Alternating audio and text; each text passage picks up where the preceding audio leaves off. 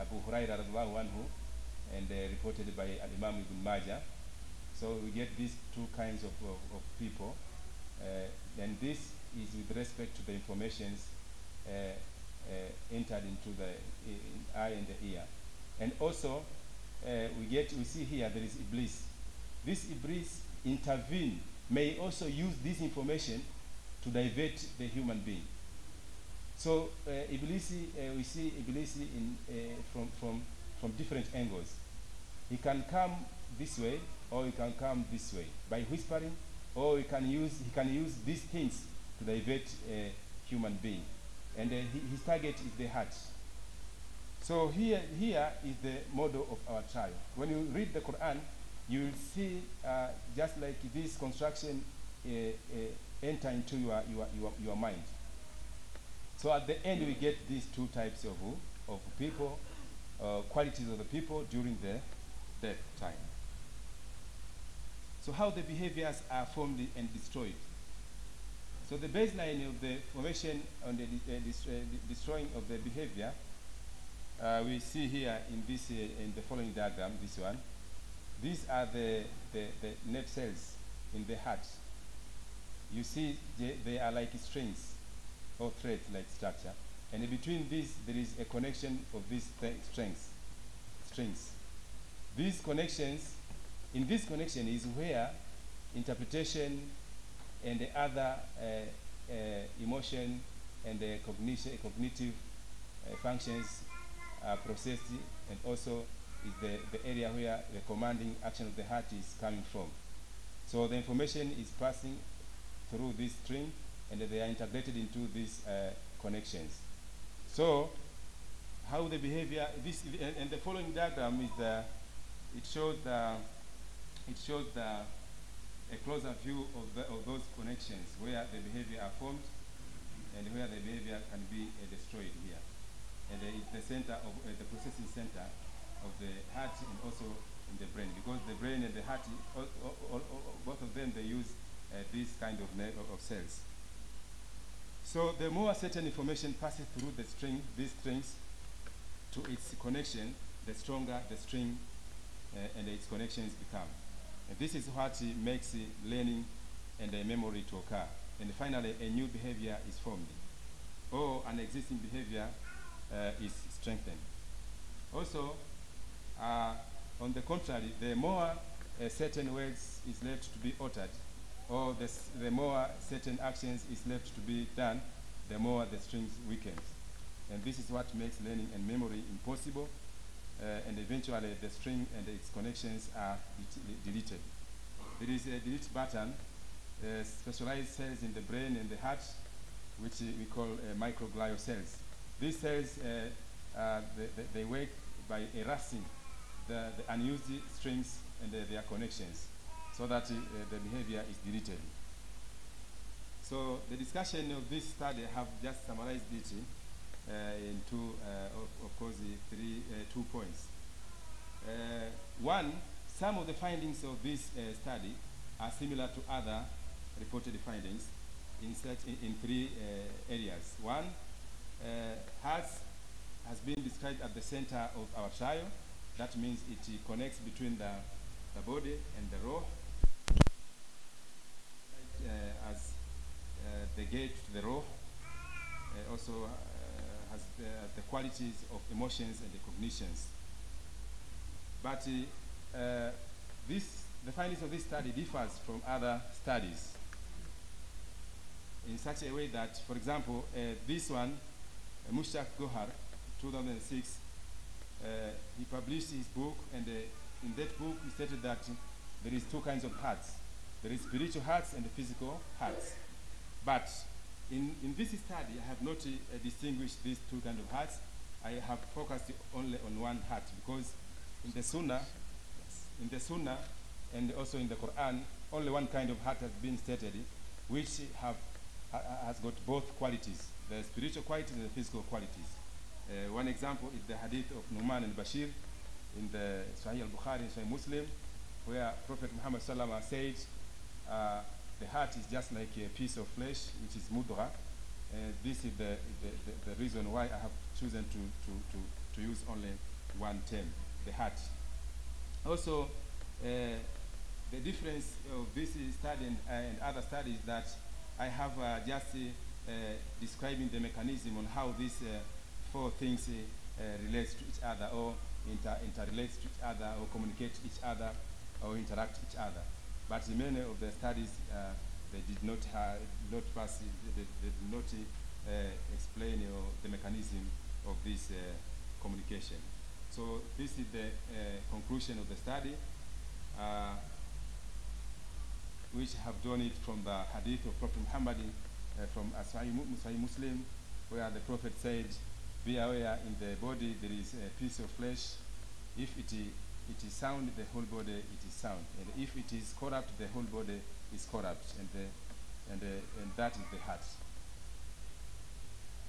And also there is a verse from the Quran where Allah says, "The day where neither wealth nor son will avail, except him who will come to Allah with a clean heart." So here, what is being stressed here is that the heart is the center of our trial, which receives the information from the roh. It also receives the information from the body. So it links the information from the two sides. So when it is corrupted, it means that the whole body is corrupted, the physical body and also the spiritual body, which is the roh. So this is the end of the presentation. Thank you very much. MashaAllah, MashaAllah.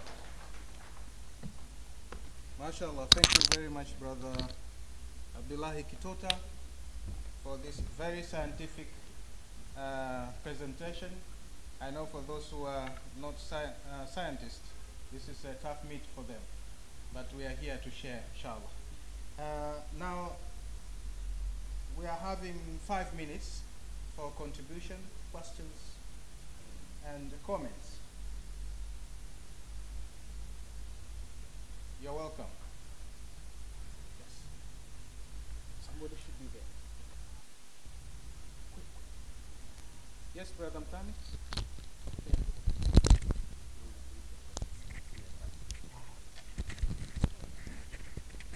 Brother Mkutano, wait a moment.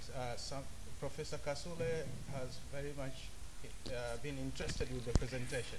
We want to hear from him. As we are waiting for the questions and contributions, as we kindly request Dr. Kasole.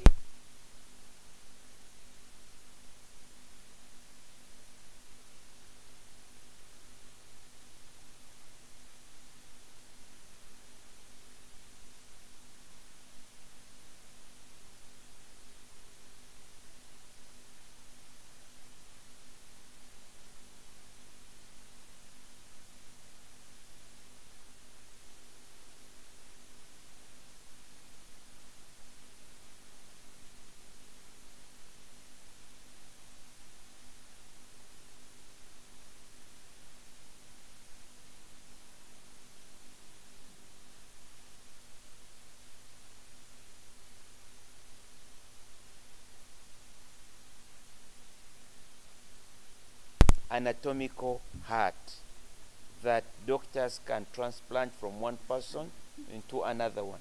So I want this to be very, very clear. Yeah.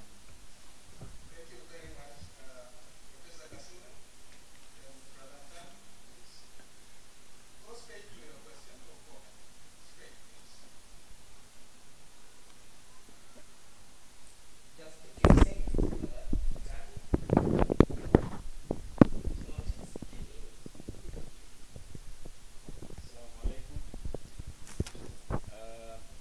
Thank you, Brother Kitota, the secretary of this conference. It's a wonderful presentation, but I have a question. Listening to you talking about trials, the center of our trial, and I was wondering what kind of trial are you talking about?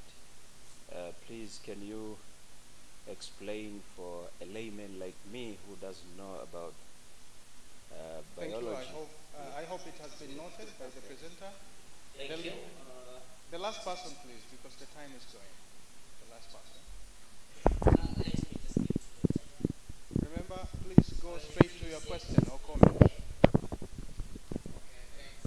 Just one issue about in your model, you talk about Iblis as a source of all genes, the good one and the bad one. So I suggested to have fact check whether it's true that Iblis is the source of all genes, or there are specific genes which come from Iblis.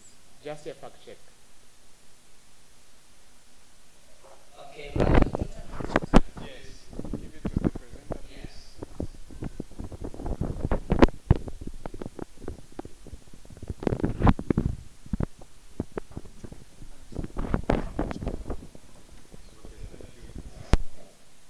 Thank you for the questions and the contributions. First of all the contributions, I will take them so that we improve the way. And also about the question of the genes of the trial. This trial has been described in various verses of the Quran, and one of them is the Surah Hud. This is Surah number 11 and verse number 7, where Allah has described how He created the 7 heavens and the earth and everything, and then He said that لِيَبْلُوَكُمْ أَيُّكُمْ أَحْسَنُ عَمَلًا, in order to try you who will be the best in this. So the trial is which we have to know is that how we are performing our deeds, how we talk, how we do in every aspect of life. It should be in the path of Allah. So that is the trial, and Allah has described this trial in the Quran in a number of verses. Coming to, I have to make one comment from the comment of the Professor Kasule, a little bit confusion, because we have a hadith from the Prophet Muhammad sallam, and this hadith is the hadith of halal and haram, reported by An-Nu'man Bashir. And this is muttafaqun alayhi. In that hadith, the Prophet Muhammad sallam has laid down the foundation of all matters concerning halal and haram, and in between, that means mustabihatun. And in conclusion there, Prophet Muhammad says, be aware, in the heart there is a piece of flesh. In the body there is a piece of flesh. He identified that the heart as a piece of flesh. That means it's a physical entity. So with this hadith, we realize that the heart which is being addressed in the Quran and the Sunnah is the physical heart, the one which we see when we dissect, when we make a surgery of the chest, the one which we know always is the one Prophet Muhammad is talking about. So maybe if there is more clarification, more maybe references and so forth, but for what we know from this hadith is the physical entity which has been termed as a mudghah, which is a piece of flesh, and we know that the heart is a piece of flesh. So maybe there is other information, maybe Professor Kasule, maybe you can tell us more and more. Thank you very much. Yeah, for according to the paper which I have just written there, a number of scholars, they say that the Iblis is the father of the jinns, both pious jinns and those satanic jinns. So because you have brought the challenge, we will go to search again and again. But for now, what I understand, what I know, is that a majority of scholars, they agree that the Iblis is the father of all the jinns. Thank you so much. Okay, thank you very much, Brother Kitota.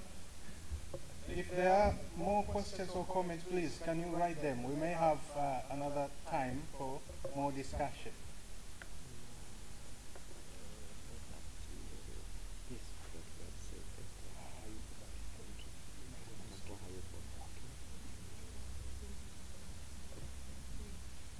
So please note that if there are questions, comments, recommendations, we may have enough time, ample time after the completion of this presentation, because we have limited time.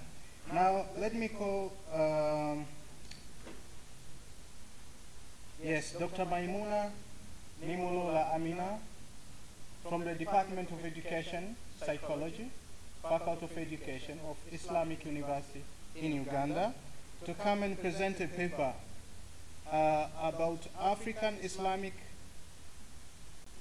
universities' role in integration of knowledge, the case of textbook writing. Now, before Dr. Nimulola is here, I have a duty to describe her a little bit. Dr. Nimulola is a holder of doctorate in educational psychology from University of Bath. She holds Master of Education in Educational Psychology from the Institute of Teacher Training and Educational Sciences, Indonesia. She has a postgraduate diploma in education at the IIIT, and she had a Bachelor of Arts in Islamic Studies and Arabic language from IIIT. The current position of Dr. Nimulola is the Director of Research, Publications, and Innovation at IIIT. She is also a Senior Lecturer in the Department of Education and Psychology. Dr. Nimulola, please come and have a floor.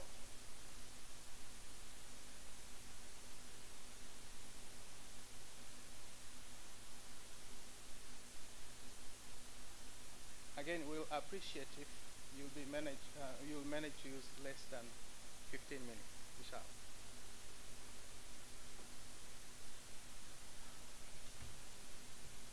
Bismillahirrahmanirrahim. Alhamdulillahi rabbil alamin. Wassalatu wassalam ala sayyidina Muhammad wa ala alihi wa sahbihi. Amma ba'd.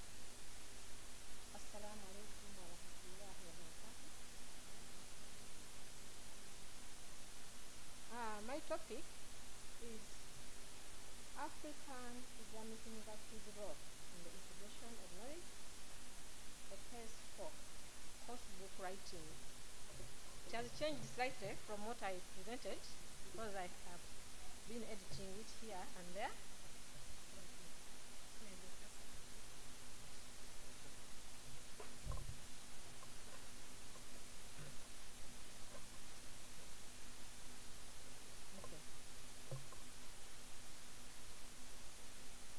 So in brief, universities are known for generating ideas, testing them, contesting, and also nurturing them. So at the university, we are expected to be contributing to the production of knowledge in debates such as this one that we're engaging in. And also, the writing of textbooks is highly recommended at universities. We have new challenges that have been brought about by globalization and modernization, and because of this, there is a need for more work to be done in integration of knowledge, particularly in African Islamic universities. And in this presentation, I also suggest the strategies that we can use. So this integration of knowledge is not new. It has been there since the times of the early Muslim scholars. They advocated for a need to preserve unity of knowledge, meaning that knowledge is the same, whether it is science, whether it is religious education, whether it is arts, it is the same. That is how it used to be. But along the way, with the coming of the Europeans and the colonization, knowledge came to be separated into the secular and Islamic. And during the early 20th century, Muslims again rethought the need for integration of knowledge after that challenge. And that's when the Association of Muslim Social Science and the International Institute of Islamic Thought came up with the idea of Islamization of knowledge. And as ways of promoting IOK, universities were started, including the Islamic University in Pakistan and also in Malaysia. And in 1983, the first international conference which focused on Islamization of knowledge was held with the purpose of intellectual reform through recasting of knowledge in the light of Islamic values. And also, among the recommendations was the emphasis on the importance of writing university textbooks. So where is the problem? Are there no books with integration? Of course, the books are there, alhamdulillah. There are a number of textbooks that have been written by many scholars around the globe, especially in Asia, particularly in Malaysia and Pakistan, Bangladesh. We have those books in different disciplines, economics. Actually, in economics, there are so many. And we also have in political science, in psychology, and so on. So we have those books, alhamdulillah. But then what I'm saying is that we need also course books, because most of these books are for reference. They are general. Anyone can read it to obtain general knowledge. So my argument is that we need course books. So for university course books, the content has to follow particular course structures, context-specific approaches, time frames, and so on. For instance, each university or each lecturer will need a course book to be using for teaching. So the need for developing course books tailored to the needs of the context of the learners. For instance, in Uganda, the needs of students in Uganda might be different from the needs of students in Kenya. A number of the Islamic universities have embraced IOK, alhamdulillah. Some publications have been done by African institutions.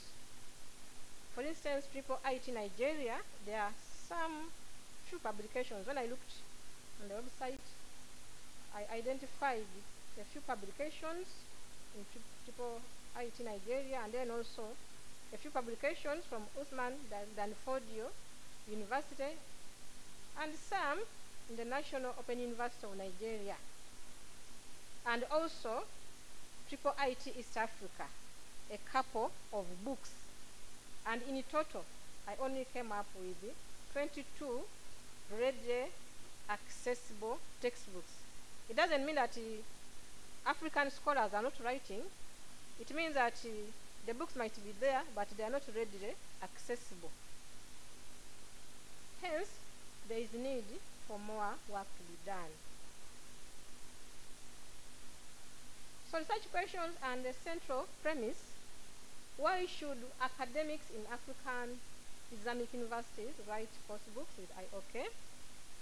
And what strategies can universities and academics apply in the writing of university textbook with IOK? Given the fact that knowledge creation is not value-free, integrating Islamic values and concepts into teaching materials basing on the Islamic worldview is one way of addressing such challenges. That is my argument. So Islamic universities in Africa should take the lead in developing teaching texts with IOK to suit the context and demands of their societies.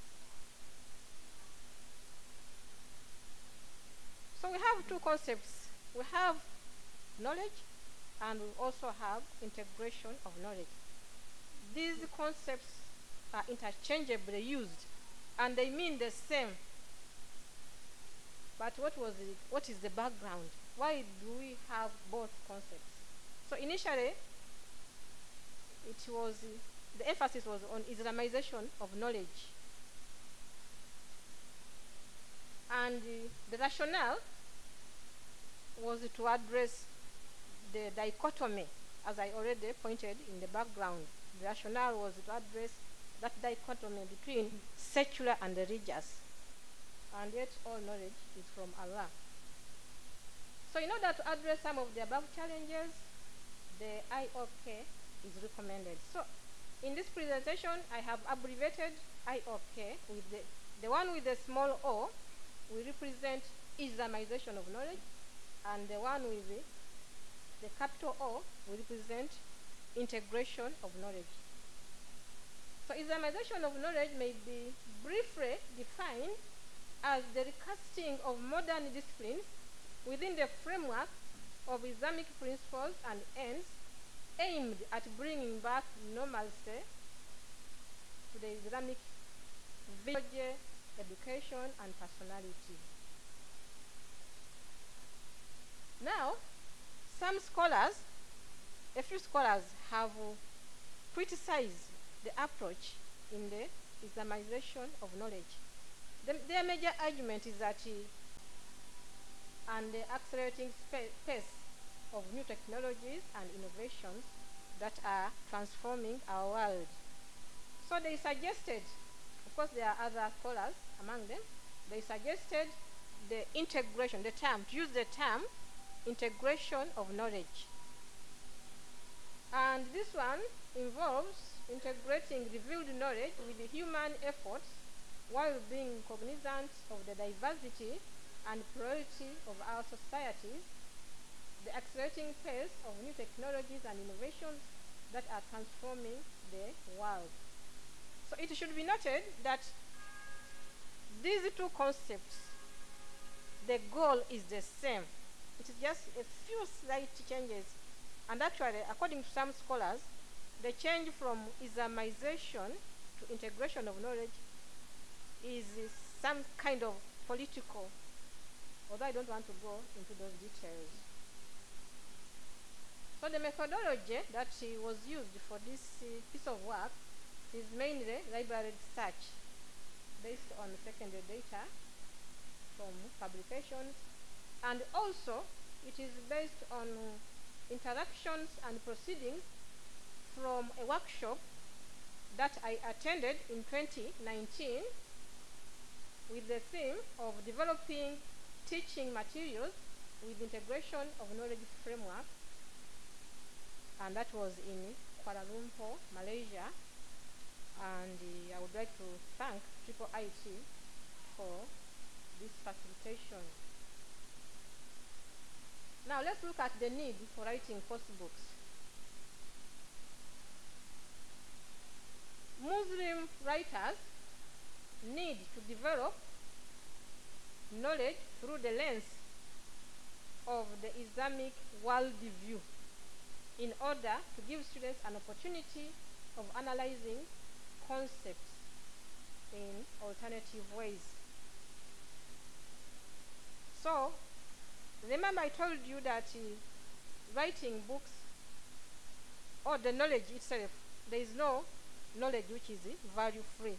There are different worldviews. And the one that dominates the current knowledge, the dominant worldview is the Western one. Most of the books are written with that kind of worldview. And yet for Muslims, we also have the Islamic worldview, which is based on the Quran and Hadith. And it also incorporates other elements when it comes to the issue of reality. What do we take as being reality or being real? How do we come to reality? Is it only through the senses, or it can also be through revelation? What is the nature of the world? Is it only the physical world that we see?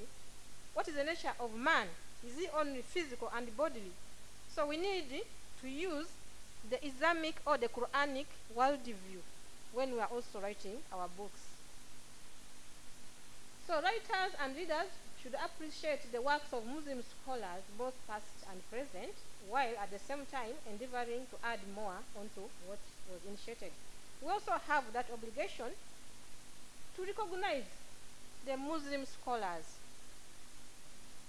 so that we are not only one-sided.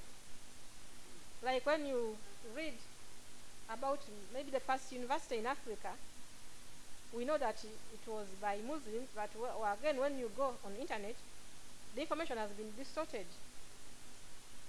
Writers treat people's minds, and therefore course book writing can go a long way in reforming students' thoughts and perceptions, given the fact that they are exposed to so much information. So when we write, the way we write the information, we can help to change the students' minds because they are already exposed to many information on social media and so on. Then help in identifying and highlighting misconceptions, especially in behavioral sciences. Professor Kasure yesterday pointed at the dangers in some of the psychological theories. So as Muslim scholars, we have that obligation to write our own ways, the way we think about things. I've already talked about the Quranic Islamic worldview. Then some textbooks convey stereotyped messages which could create a sense of inferiority among students. Course books with the IOK help in developing self-confidence and self-realization among students. So when we have our own books, for instance, if you read a book like some books may be focusing on the negative sides of the Muslim world, and so a child will grow with that stereotype that the Muslim world is full of wars and so on. But if you bring the picture and write it in a way that is okay, then the child will have a balanced view. Some African countries are predominantly non-Muslim, implying that the audience for which the course books are addressed could be students from multi-religious societies. So a book from a country like Malaysia will be good, but the examples and scenarios that you give in that book might not be applicable. Because for them, most of them are, the majority are Muslims. The challenges that they are facing might be slightly different. And then having one's own publication as part of the core text makes teaching more natural and interesting. Imagine you are teaching material that you have written, you have authored, you have that confidence. And then the publications can also be cheaper, especially with online and the open education resources. Then administratively, universities have different ways in which they plan and implement their curricula, which necessitates the content in course books to adhere to approved course outlines, time frames, and other requirements. Then the strategies. Among the strategies, we need to master discipline in both our own social sciences or sciences and also in the Islamic legacy. And then the universities also can come up with the policies. Each university could have its own policy depending on the context. Because the university could be having a population of maybe more than 60% Muslims. Another university, much as it is Islamic, could be having a population of maybe 30% Muslims. So the approach will depend on the context and the circumstances. Integration of natural sciences may differ from the way we do social sciences. And here, someone came up with an idea of ethicalization. Because for natural sciences, they are a bit objective. They are more objective than the social sciences. So there are not many challenges. Although even in natural sciences, there is bias in the knowledge creation. That one we should know that there is bias in knowledge creation, but it is not as large as in the social sciences. So mainly, when integrating, we should focus on ethicalization. How do we make the findings and the products ethical? The major challenge that Islamic studies discipline faces is about application. So for a discipline like Islamic studies, we can use relevantization. How do you make your discipline more relevant other than just teaching the verses and the hadith? How do you make it relevant to the situation?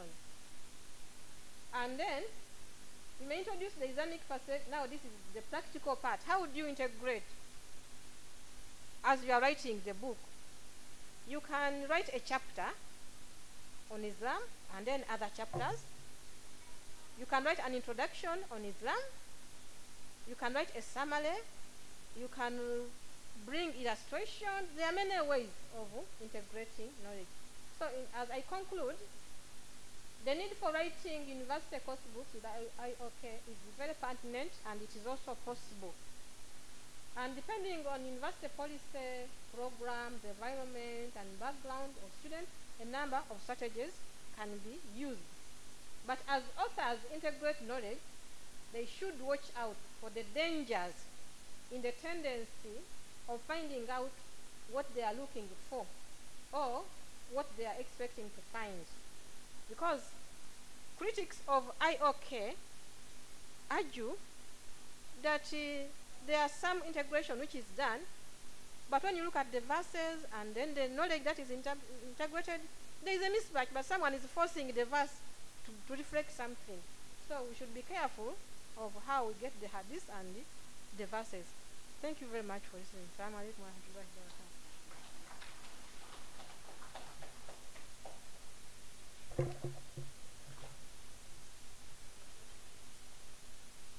MashaAllah. Thank you very much, Dr. Nimulola.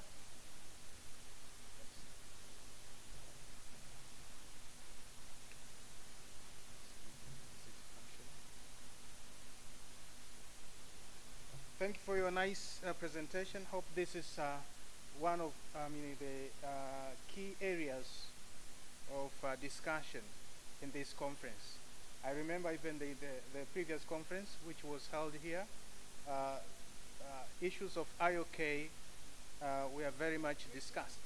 And now there's a thing of Islamization and integration of knowledge. Maybe Professor Kasule will come and clarify a little bit about it. There's a little bit confusion, maybe.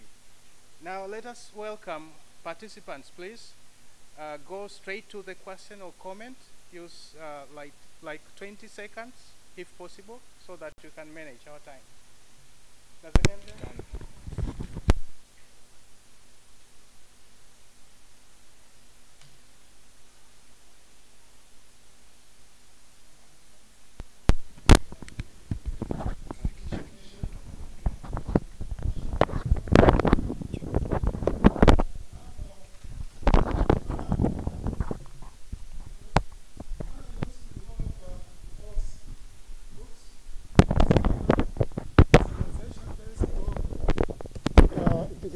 Knowledge-based.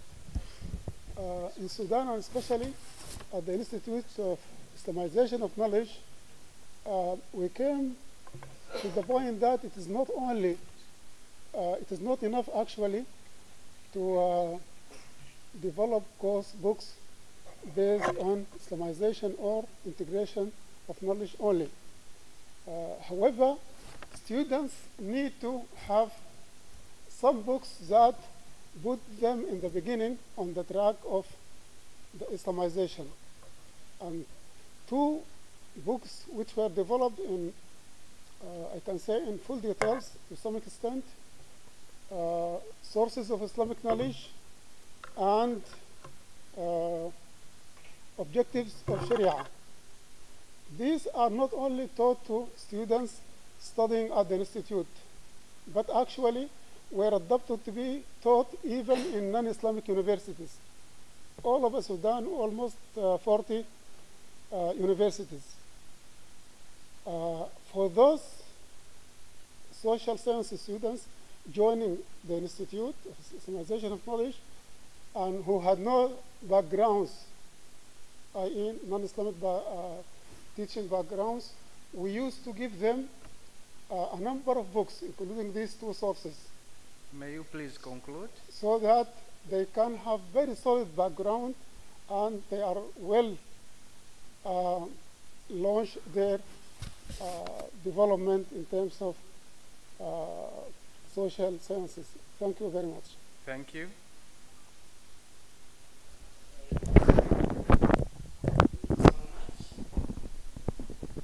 Please go straight to your question or comment.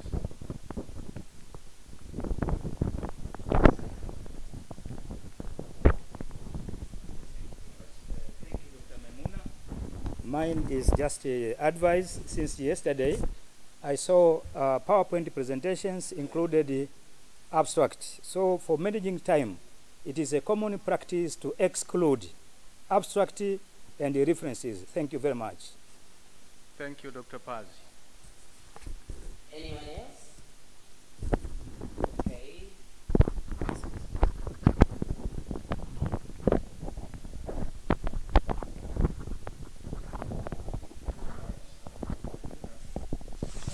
Mine is also maybe a future kind of thinking. Where are we putting now the emerging issues as far as technology and learning is concerned? Thank you very much. Now, because of time, let us have a response from Dr. Halima.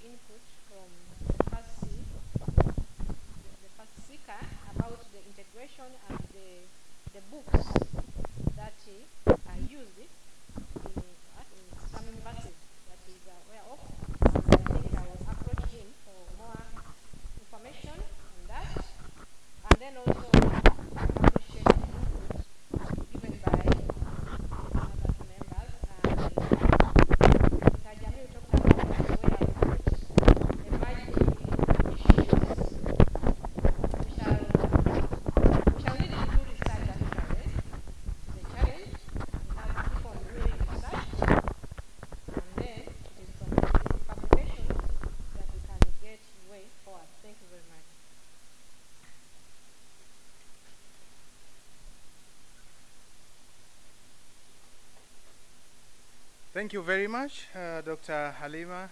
Thank you very much. Now, Dr. Maimuna, thank you very much. Now, Professor Kasule, can you briefly describe about Islamization and integration of knowledge? Yes, yes.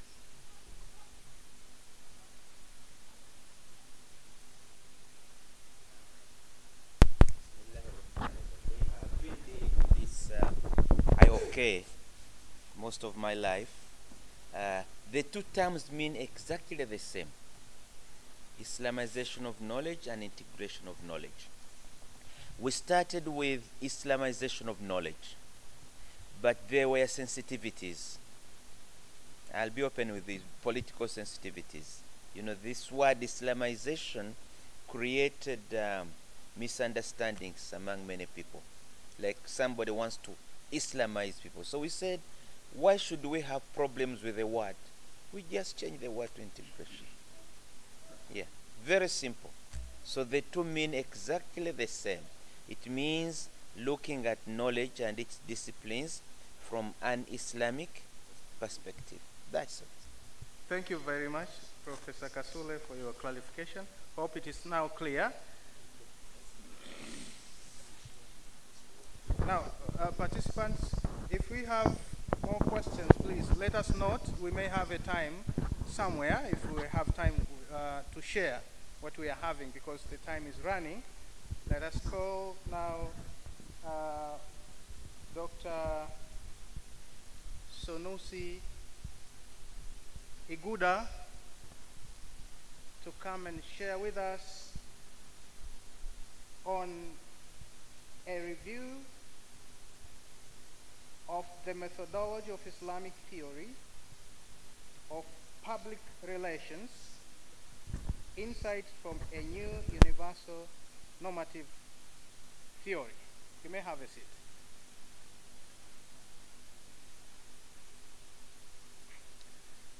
Number PC. Dr. Iguda is a holder of PhD in mass communication. Naam, tukio linaendelea siku ya pili, mkutano wa Master of Arts in Mass Communication, ya Kiislamu unafanyika Bachelor of Arts in the same field, in Mass Communication, Manispaa ya Morogoro, ukisimamiwa vizuri kabisa na Chuo Kikuu cha Waislamu Morogoro. Tupo na hadhiri kamili huyu na ni mwenyekiti wa Kitwana Kondo ambao ndio wanaandaa mkutano huu. Tumeweza kuona tayari mawasilisho wili ameshatolewa katika siku hii ya pili. Dr. Abdullahi Kitota, lakini pia Dr. Maimuna kutoka pale Uganda wameshatoa mawasilisho. Pengine nini ambacho unaweza ukakizungumza mpaka hivi sasa? Kitu gani ambacho wamekisema kufikia sasa? Kwanza kabisa tunamshukuru Mwenyezi Mungu kwa kufika na leo siku ya pili. Siku ya kwanza kidogo ilikuwa ndefu na leo tupo hapa. Mijadala inaendelea. Kwa hiyo tunamshukuru Mwenyezi Mungu. Presentation ya kwanza ilikuwa ya brother Kitota. Yeye alikuwa anaongelea masuala ya trial of the model of our trial. Ametengeneza modo yake kwa ajili ya mtihani wetu, inaelezea mtihani wetu hapa duniani. Kwa hiyo alikuwa anafafanua kati ya mahusiano yaliyopo kati ya kiwiliwili, yani kwa maana ya mwili, nafsi, moyo na roho. Kwa hiyo ilikuwa ni presentation ya kwanza, kwa anaelezea kwa msingi wa Qurani na Sunna na biolojia pia inasemaje, kwa sababu yeye ni mtaalamu wa biology. Lakini Dr. Amina yeye alikuwa anaongelea kuhusiana na project ya uandishi wa vitabu ambayo inafadhiliwa na IIIT. Project ipo duniani, nafanya kuandika vitabu kwa ajili ya wanafunzi kusomea. Kwa hiyo alikuwa challenge yake kwa experience ya wao Uganda. This project hapa Muslim University ipo. Kwa hiyo ndio inaendelea sana. Present Professor Igu Sunusi ni Nigeria, anatokea Nigeria lakini yupo hapa kama visiting professor. Kwa hiyo saizi ndio anaendelea. Sometimes tutakuja kurejea mara baada ya wasilisho hili tuweze kuona ni kipi ambacho kimezungumzwa. Asante.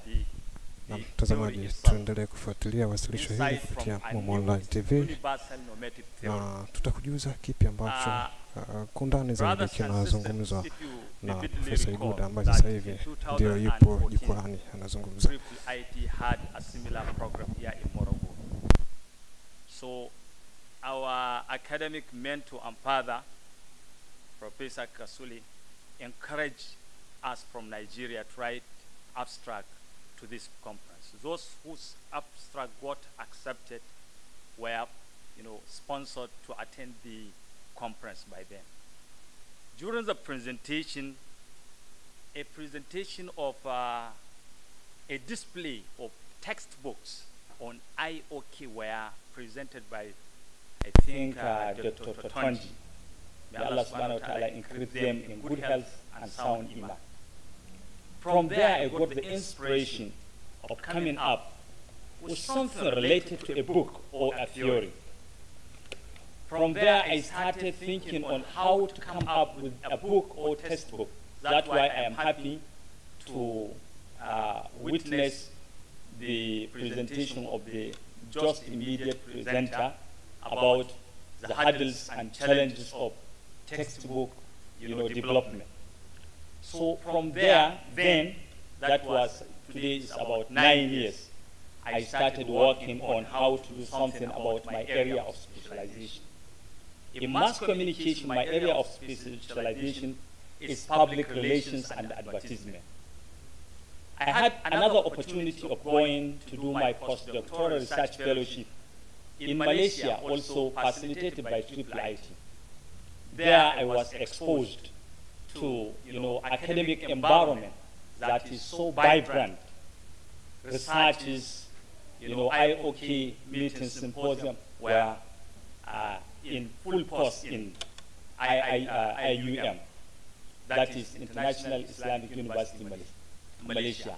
I taught there and I started doing the course. From there, I got another inspiration of coming up with a theory of public relations. That is this universal normative theory of public relations, so that those who are aspiring to go for Islamic as alternative in doing the practice of public relation practice can lay their hands on that. But I had a lot of challenges, and I think I don't have enough time to discuss the challenges, but rather I would like to share with you the methodology that I used. And alhamdulillah, when I got this opportunity to be with Mom, it is here that my student tested some of the outcome of this work. And I think level 2 mass communication department doing my course can tell you the new definition of public relations from Islamic perspective. I am happy to have this opportunity with them. And I got also the inspiration from the course content from the department that gave me the opening to use that knowledge. And if not, this is not obtainable in Nigeria anymore. Of course, books are there, even the programs of IIIT are there, but actually to use it while teaching, is as suggested by the last presenter, is something that needs to be explored probably, and more prayers and efforts by academics.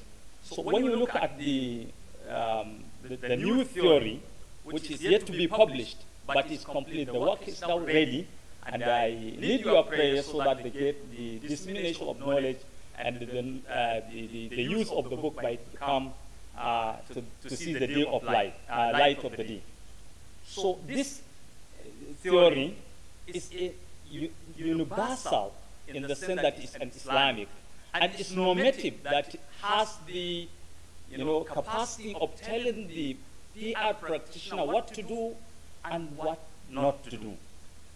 I used the 6,000 verse. I surveyed the 6,000 plus ayat of the Holy Quran to draw the PR-like activities against these subheadings or clusters: employer-employee relations, good conduct relations, good conduct in the Holy Quran, blameworthy conduct, organizational and financial relations, and I was able to come up with verses that are related to those areas. So I termed them, PR-like activity or PR-like verses from the Holy Quran. From there, I draw the principles of public relations from the Quran. And what complements it also is the usul fiqh and the maqasid al-sharia. With that, I was able to come up with principles and maxims of the theory of public relations. And also, I tried to look at the conventional theory of public relations. I wish that a number of experts from public relations practice and industry are around, so that they may understand more what I'm talking about. The celebrated scholar in public relations is James Groening. He is the one who formulated the 4 theories of public relations. So I read the process and intricate dynamics of his work, and I got the inspiration also on how to integrate those theories, those literature with the understanding in the Islamic perspective. So these are some of that is the background of the work.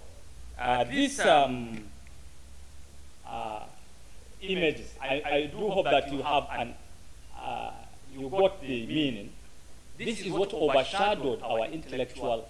This is Darwin, Aristotle, and all philosophers. I tried to come up with this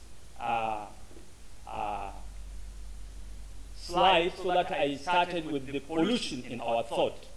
Then there were this effort on educational reform, that is Islamization of knowledge, which there is no need to discuss it because it has already been discussed by the previous presenter. So major resolutions were there, and I started looking at this. The how. Al-Faruqi and Atlas remolding every discipline and all three axes of Islamic epistemology. And I also use the 12-step approach of Al-Faruqi. I look at the Islamization of social science also to get inspiration on how to go about doing my work. Because there were a lot of work on mass media. And I'm also, I wish to tell the conference that from that inspiration I got 2014, I did a lot to see that I presented something. I come up with something that students can lay up their hands. I was able to come up with the standardized code of ethics for Islamic journalists, book 1. Then also there is another one, advertising regulation from Islamic perspective, as a small book. So it was published by some publishers who are not so famous. Probably if they got a better publisher, the circulation and the acceptability of the content might be greater. Then also I do have another, the Maqasid Sharia in relationship management as book 3 for students. And alhamdulillah, students here do have some copies in the library, departmental library, and I also disseminated some of them, all from the inspiration of 2014. Alhamdulillah, that is the fruit, outcome of the conference in 2014. And alhamdulillah, I continue to get the inspiration from IIIT. Improving organizational productivity from a Maqasid Sharia point of view. It is only managers and public relations experts will appreciate what I am trying to say if they look at the content. Then development communication and the Maqasid Sharia also is another book, although they are just booklets, not a book as this. Islamic Perspective of Public Relations is another book that was published as a result of the inspiration, as I told you, I got from 2014. So I look at Islamization of social sciences and how scholars and what has been done in the area of mass media, not public relations. Later on, I started working on public relations. So now look at public relations, Islamic theory of public relations. Was I looking for positive theory? No. I was looking for normative theory, not positive theory. So I may not need empirical data. I need the Quran, the Sunnah, and what have you. Islamic pure theory should be normative and universal. Should be normative to tell you what to do and what not to do. And it should be universal because it is Islamic. It has general application. Now, look at what Rooney did as far as the theories, existing theory or conventional theories of public relations are concerned. IKPR theory adapts Rooney methodology in the formulation of the 4 models of PR through measuring of the concept of synchronic and diachronic PR in number of organizations. This is what Rooney did. So I tried, even after I used the data from library, secondary data, to go to the field. But because of the financial constraint, I could not go further and get the quantitative data. I restricted the work to the primary data, some qualitative data that I gathered even here from Tanzania. Then I concluded the book. Maybe in the next edition, I may be able to go and get data that I may test some hypotheses and I may get the opinion of the people who are in the field, in the industry, about the content, about the acceptability, and what have you. Sorry. Now, look at the construct that I used. The first construct is Tawhidic worldview. I got a paper presented by Dr. Kasile on the Islamic worldview, duality of knowledge and what have you. So that is the first construct. The second one is Quran and the PR and the Hadith PR related text. Look at Surah Al-Imran. Inna Allah yamurkum bil adli wal ihsan wa ita'i dhil qurba wa yanha anil fahsha'i wal munkar wal baghi. This verse is so instrumental in the practice of public relations. It is so amazing that you can see the implication of this verse of Surah Al-Imran and Surah Nahl. Surah Nahl, sorry. In the practice of public relations, not only public relations, but also management as a whole. Surah Al-Shura is there, the Hadith La Darara wa La Dirara is part of it. And also I use the Islamic value system and the Maqasid al-Sharia to come up with halal haram parameter that can reshape the practice of public relations in the industry.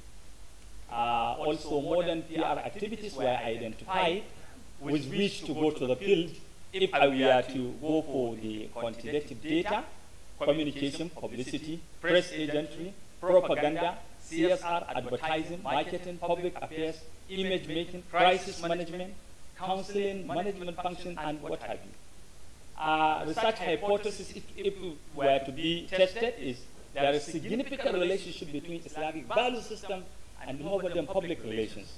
So that is the first postulation. If now you have problem, the problem in the modern public relation concept is to know to separate chaff from the grain. Areas where we have problem, you can give your service to alcohol companies, you can go for gambling, you can do that, you can. So students need to have this. So this is the alternative we are looking for. So factor analysis is supposed to be used to identify the number of common factors that influence a set of measures and to find out the strengths of relationship between each factor and each observed measure. But we cannot do that. We just, so this, brothers and sisters, this is the model that I developed while in Malaysia, from which we built and come up with the Islamic theory. This is the model. You can see Tawhid paradigm is there, then Quranic and Hadith PR related texts are there. You can see Maqasid al-Sharia and then Islamic value system. When you put them together, this is what the theory of public relations is all about. Then one important thing which I already related to you, that my student here in MOM, Alhamdulillah, can tell you something about the new definition of Islamic or Islamic PR definition. This is the definition. I'll read it for you. This definition is working. I rather call it statement, not definition, because it is too broad to capture areas of problem. It's working towards creating a healthy environment and atmosphere for both individuals and their organization. Islamic value system reinforces the conduct of both the employer and the employee toward each other. So these are key words: employer and the employee. La dawra wa la dawra. Open communication and consultation embedded in Islam pave way for the much talk about the symmetrical model. We all the time talk of symmetrical model. So it is there. وَأَمْرُهُمْ شُورَى بَيْنَهُمْ. So here the paradigm takes care of the overall conduct of the customer, stakeholder, media relation, as it integrates people's socio-economic with this. It is technological foundation as well as powerful entity.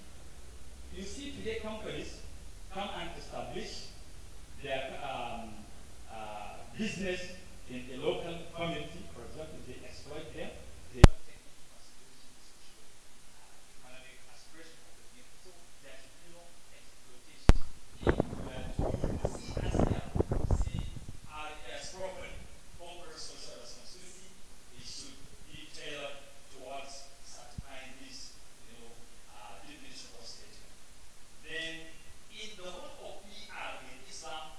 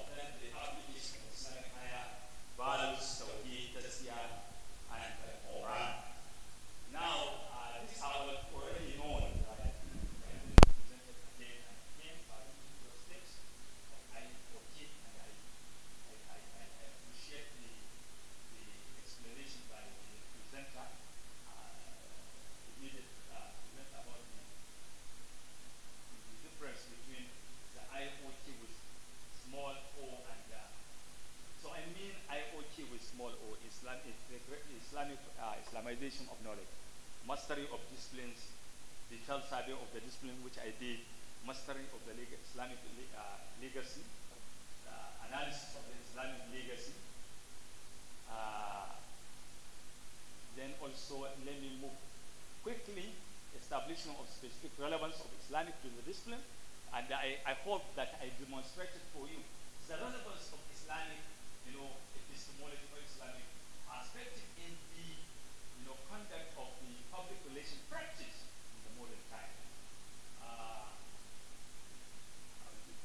will just go and this is the last thing to be discussed, inshallah. That is the outcome of this the new theory. Human action is an act of ibadah. So the PR practitioner should bear in mind that what is doing is the act of ibadah. So also public relation practice. Fear Allah and be socially responsible while discharging your duties.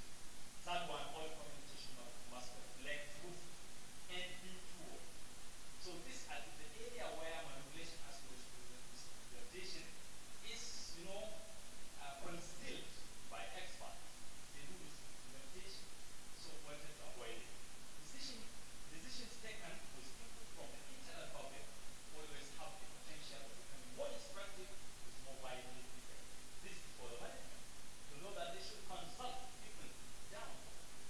Then also public interest first, intended as principle of usul al-Islam. Maslaha amma muqaddama al-maslaha al-khassa. Public interest come first. Then another margin that we got all this from the survey of the 6,000 and plus ayat of the Holy Quran and the Sunnah and Hadith. The public interest should come first, intended as principle of, as I said, employers also should be treated with dignity.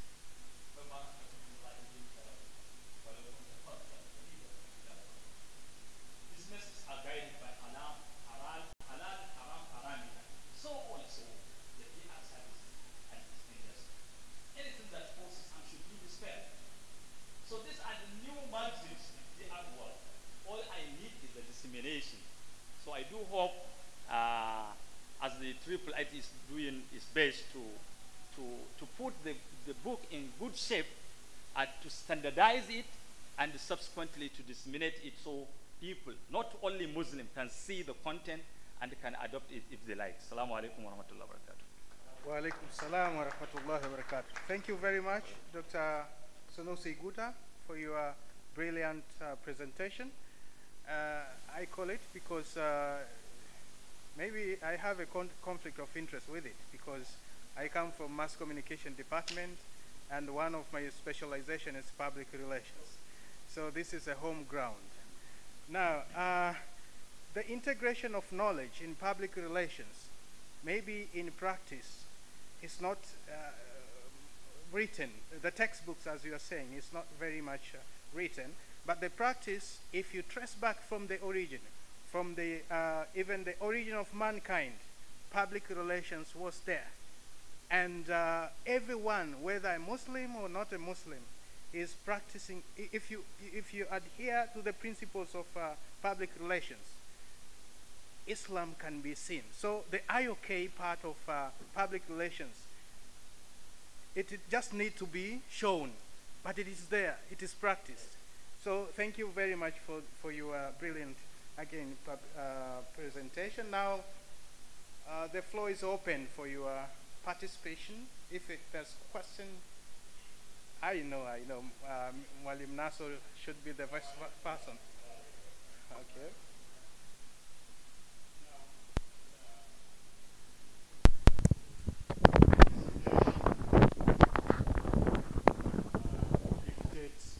To me, that whenever we come, whether here in Kampala or in Nairobi, in this very activity, I want to ask the delegation that come from the different universities, when they go back, they should go with a time frame, an activity for that time until when we come to the same conference somewhere else. I want to thank him on my own behalf and on behalf of my family.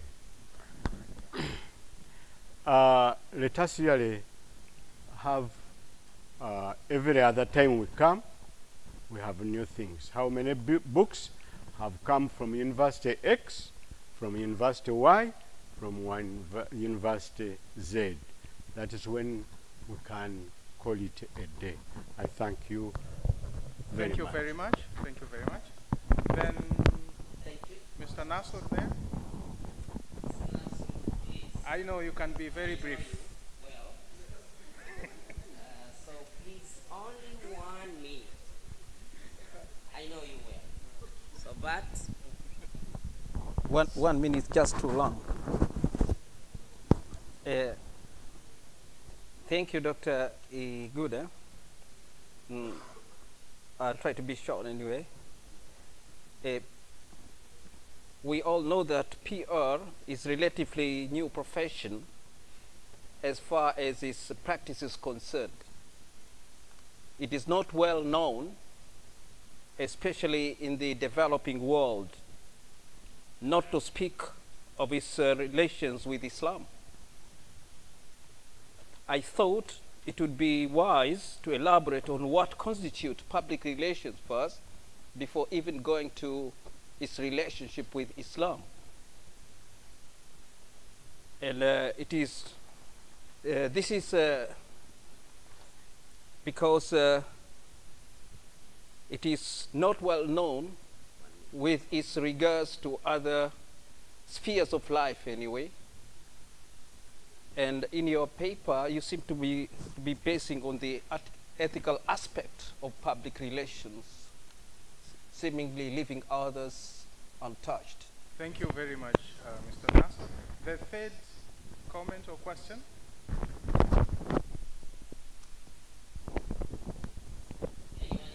If no one, please. Okay, it's there.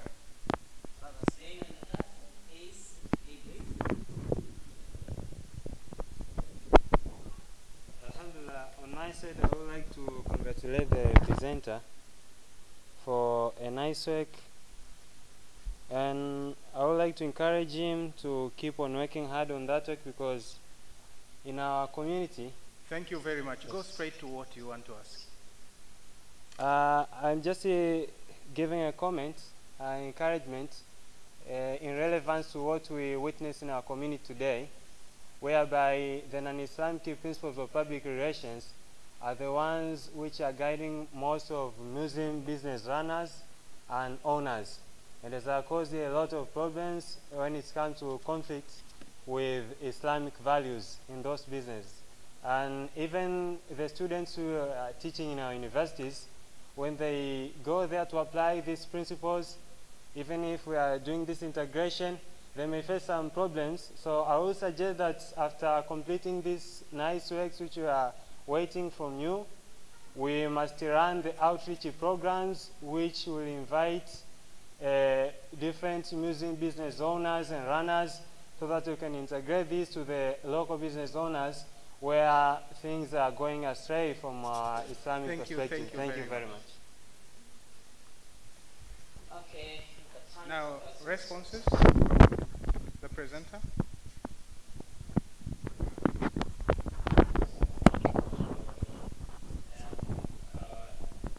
Responding to what Brother Nasr said, well, you see, of course, if you are reading any book, you will get the details of definition, history, how it began, and what have you regarding any textbook, if it is textbook or manual. And the same thing, the book that I'm talking about, it has all this, but because of time constraint, we can't go through the details, nitty-gritty aspect. And I thank you for the observation. Then also regarding the outreach is one of the key issues related to the dissemination of knowledge.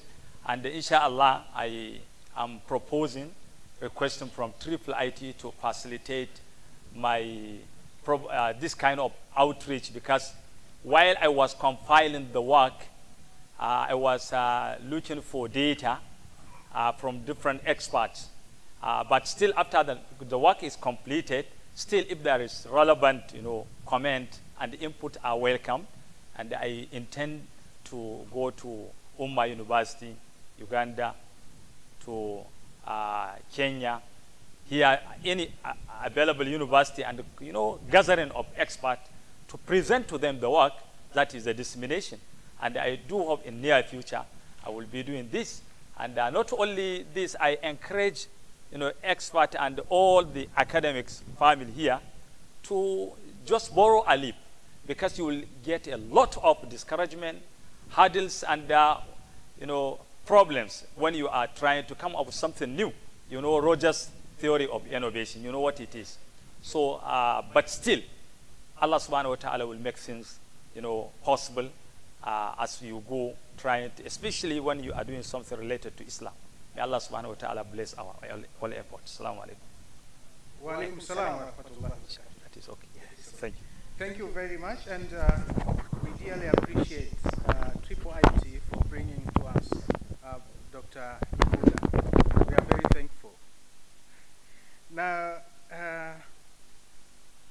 we are going for the next presentation.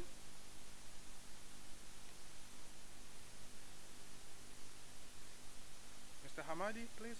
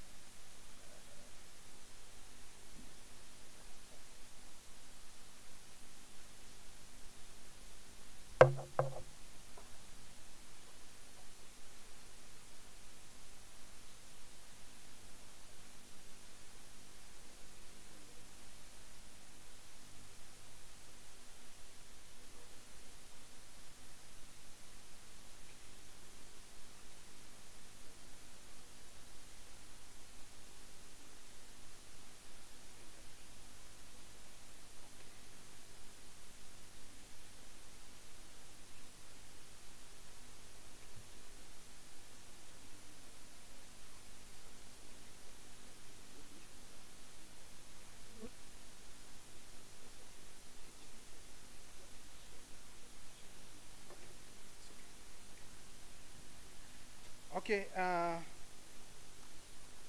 thank you very much. And here we have Dr. Kasozi Edirisa Sinani. I don't know if I pronounce it correctly. Correct. Okay, you may have a seat there. Have a seat. Dr. Kasozi will present to us teaching methods for Islamic law courses to students from diverse religious backgrounds, experience of the Faculty of Law, Islamic University in Uganda. Dr. Kasozi is holding PhD in Law and Sharia, and is having a master of the same field, and his experience in the matters concerning law and Sharia, and is going to share with us, as the topic says. Now, I hope everyone will be following the presentation very well. And Dr. Kasozi, please, you are warmly welcome, and we expect that you don't use 15 minutes, but you may use less than that. You're welcome.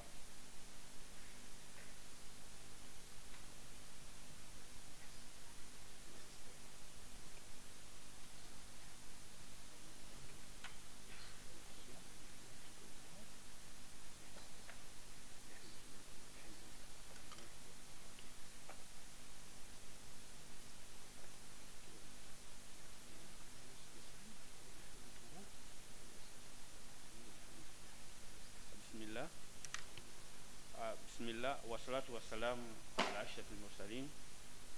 Dear members, protocol observed. Assalamu alaikum wa rahmatullahi wa barakatuh.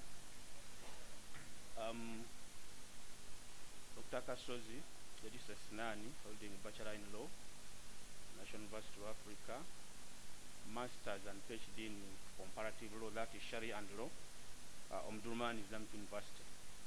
Our topic is teaching methods of Islamic law courses to students from diverse religious background, a case study of the Faculty of Law, Islamic University in Uganda. Uganda, born in East Africa, predominantly Christian secular country. Currently, Muslim constitutes about 14% of the total population of about 46 million. That is last census in 2015. And the IUIU opened 1988 with support from funding of the OIC, Organization of Islamic Cooperation. By that time it was called Conference. We have 4 campuses: Kampala, Females Campus, Kaboja, and Arua, with the main campus in Mbale. Our mission to serve an academic institution based on Islamic values that create knowledge and train learners to fulfill society. Our core values: faith, integrity, excellency, diversity, and creativity. Our objective is to highlight the approaches adopted in teaching of Islamic law, examine the methods of the Faculty of Law adopted to teach Islamic law courses, challenges faced by the learners, and highlight available opportunities for enhancing teaching of Islamic law.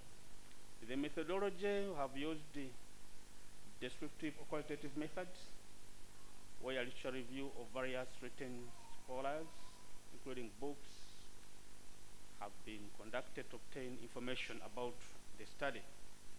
It is also based on the experience which I have from teaching those papers for over 10 years.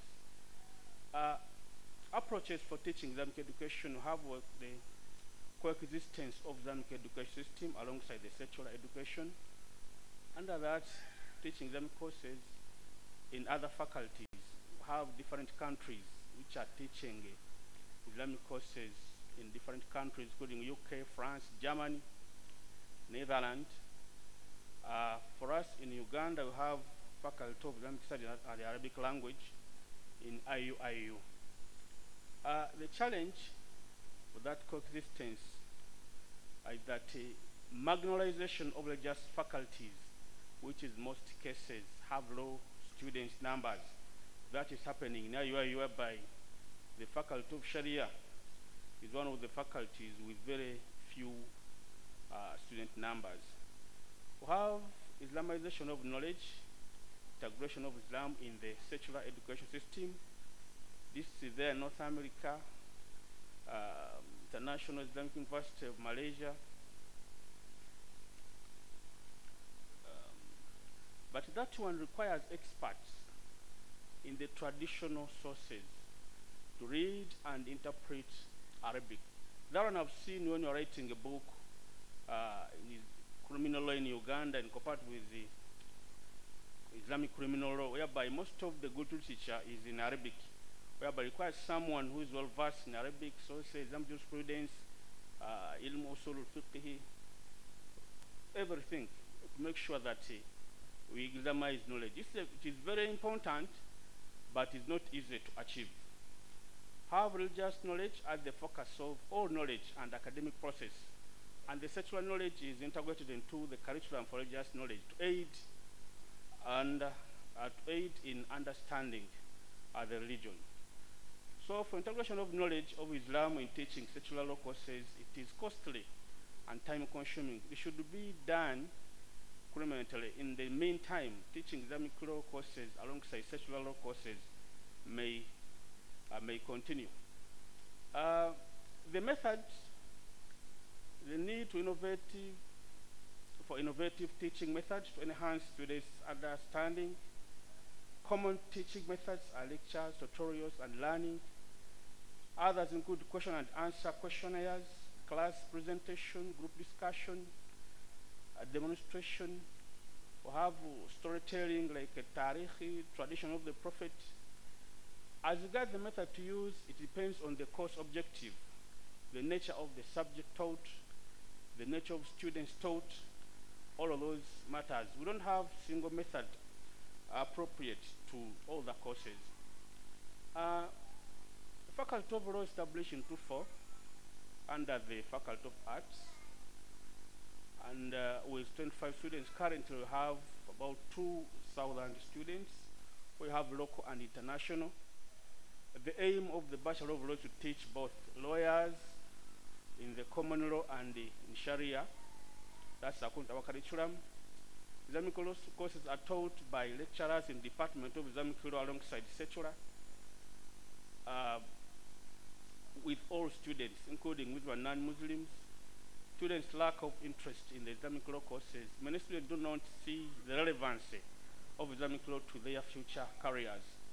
However, we have got recent developments in Uganda whereby Islamic law applied in the formal Sharia courts and the judgment recognized in the formal courts of Uganda, amendment of Succession Act, where we are going to have the Muslim succession. Currently, the Islamic banking has been introduced, whereby Salam Bank got a license in Uganda, meaning that students are going to see now probably the relevancy of those courses. Approaches taken, we have interdisciplinary Islamic law teaching alongside secular.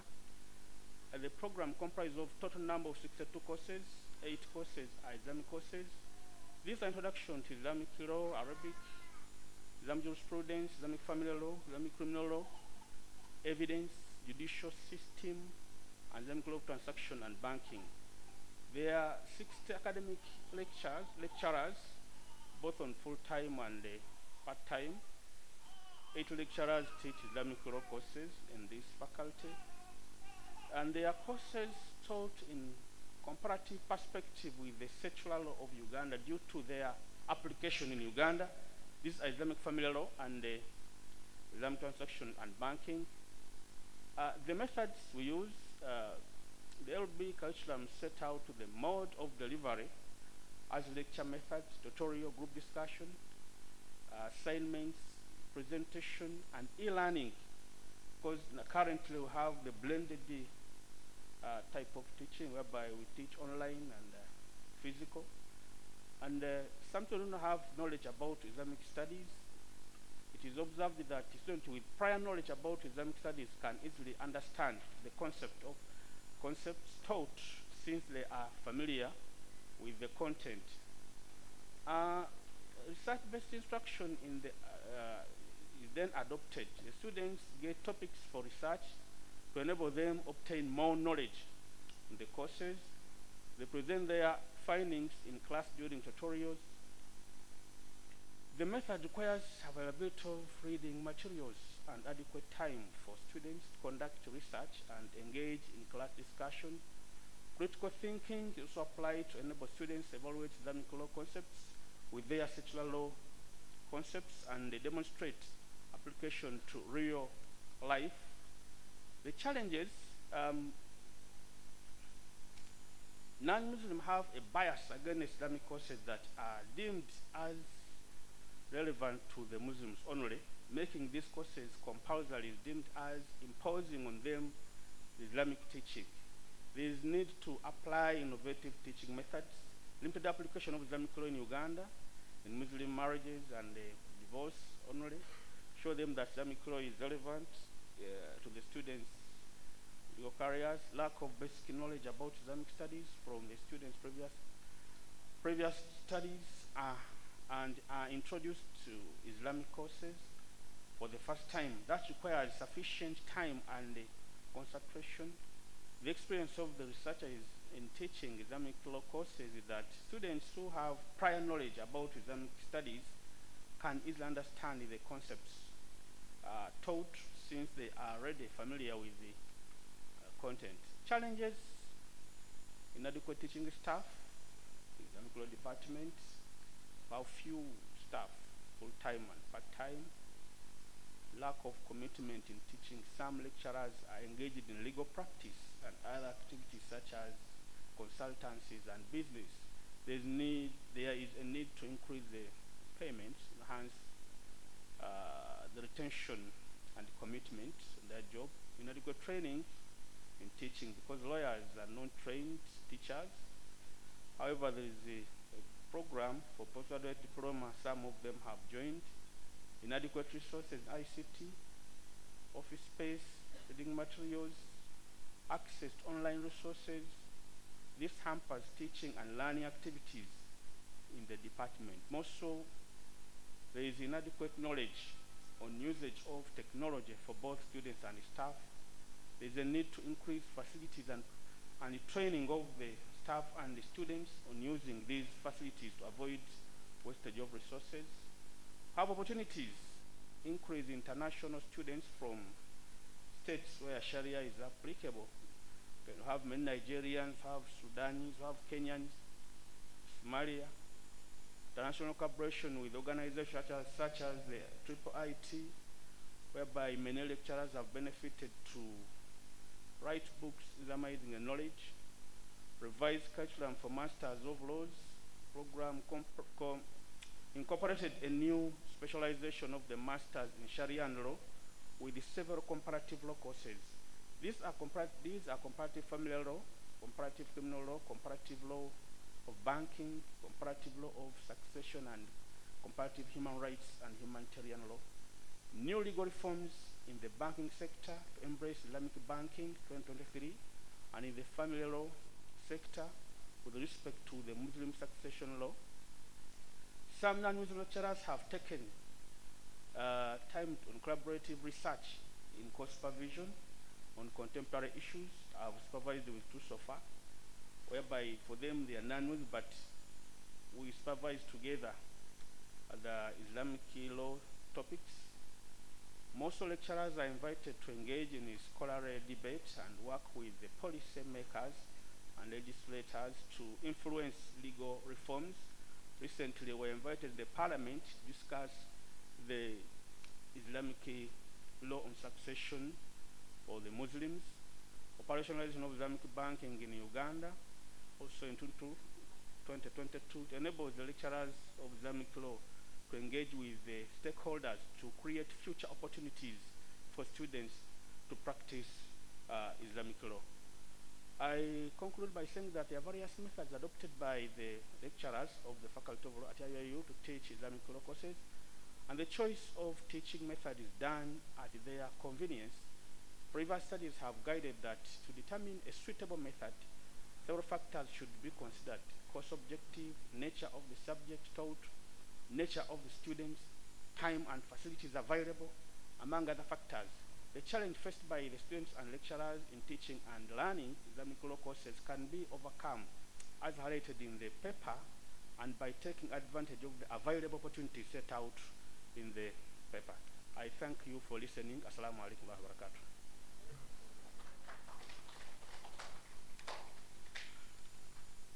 MashaAllah.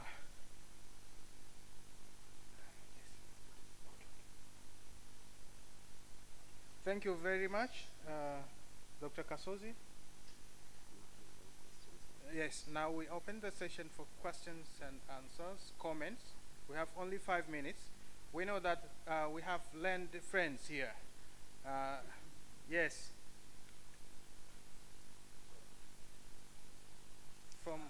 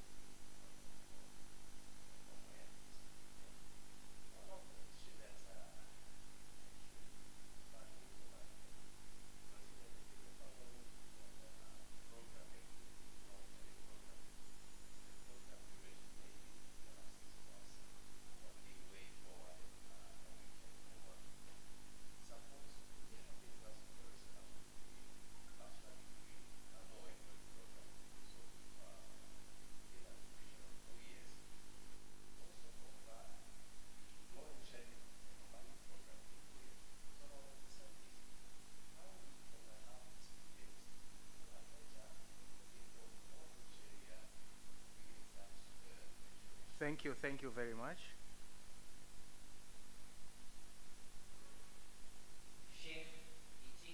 Al-Hajj Ititi.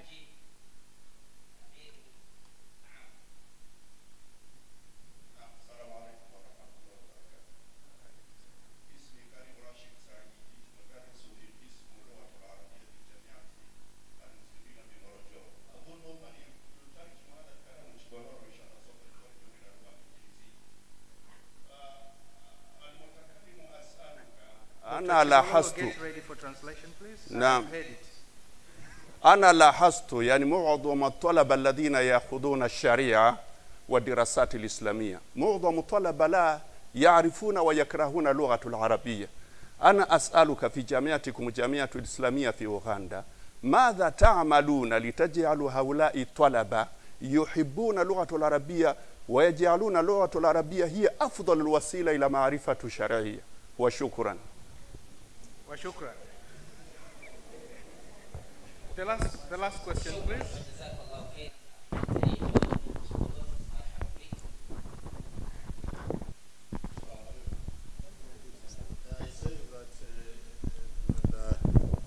Brother Ititi says that most of the students who are taking Sharia and law, they don't like Arabic language.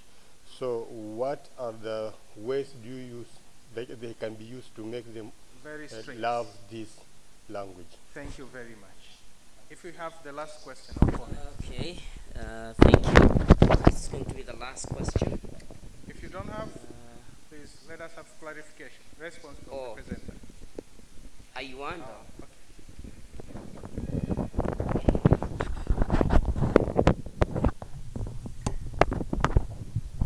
Assalamu alaikum wa rahmatullahi wa barakatuh. My name is Khadija Shaban. I have one question to my brother, and the question is the Sharia you are teaching in Uganda, is the same Sharia in the Quran and Hadith, or Quran and Sunnah? Very straight. Yes. Is it okay? Yes. Thank you very much. Shukran, jazakumullah khairan. We don't allow you to switch to Arabic. However, one of the attendants has asked you in Arabic, so you could also keep on using English. But Dr. Chibololo will also do that interpretation to Sheikh Ititi in Arabic, inshallah. Okay. The first question: do we teach same Sharia in the faculty of law, which is taught everywhere? Yes, madam, we are teaching the same Sharia in the faculty of law because our target is to have students who can teach, who can work in Islamic courts as well as the secular courts. Only that we are taking few subjects. As we have seen, we have like 8. We have not yet managed to add more due to regulators in Uganda, because they give you some subjects which you can add, but you cannot exceed the maximum. Then someone asks about how can I teach Sharia as well as common law at the same time. I think that is a question like that. Yeah, it depends on the method you are using. If you can recall, our methods are using Islamization of knowledge. Are you teaching the courses differently?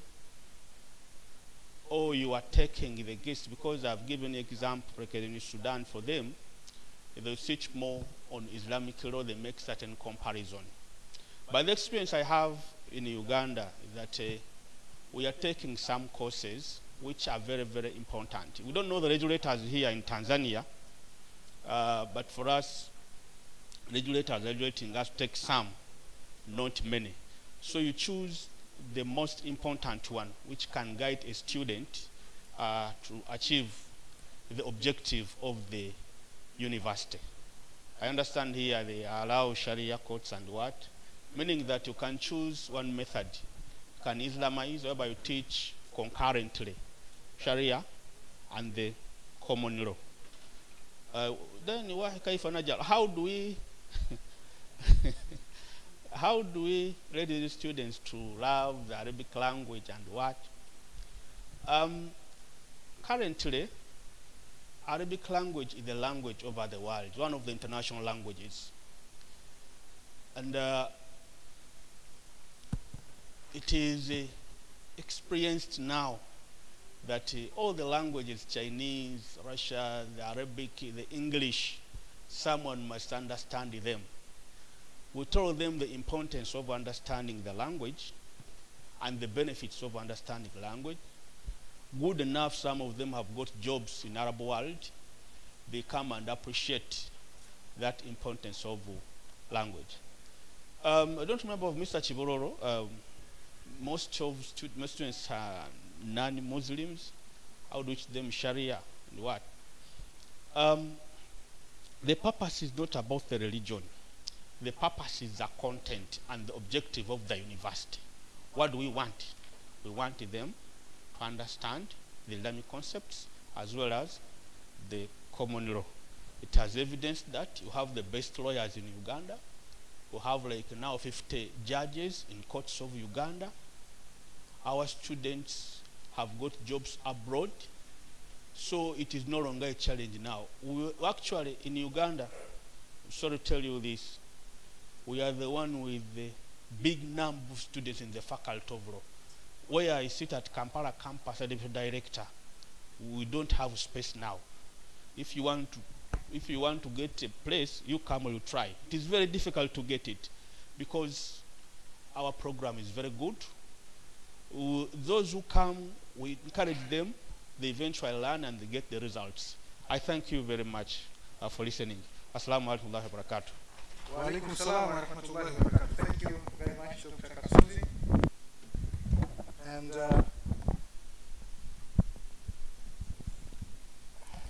Dr. Mapeo, I think we have something to learn from our brothers there. They are saying they have a lot of students there. And I don't know if that is a challenge to us. You know how to take it.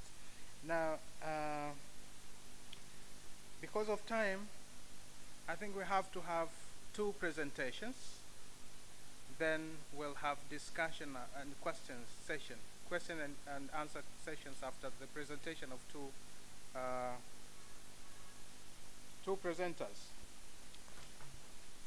Now I would like to welcome Brother Abdul Swamad Giagenda.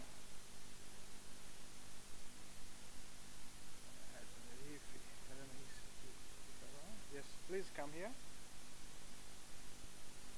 He will share with us implementation of integration of knowledge, the IOK, in the curriculum, pedagogy and assessment of traditional madrasas in East Africa, a case of Uganda. Maybe without forgetting, Sheikh Ititi, I think you may even consult with Dr. Chibololo if there are some clarification needed, because Mr. Msama said maybe he could have translated. We don't have that time. We have time, you can consult Dr. Chibololo for clarification. I know that you have all the message. Okay? Brother Abdul Samad Gagenda is from Islamic University in Uganda. He's holding a BA in Education Special, Islamic ICT, and MA in Islamic Studies. Now he's a PhD candidate in Islamic Studies. As I said, his topic is about the implementation of integration of knowledge, IOK, in the curriculum, pedagogy and assessment of traditional madrasas in East Africa, a case of Uganda. Brother Abdul Samad, please, you may take a floor. You are welcome.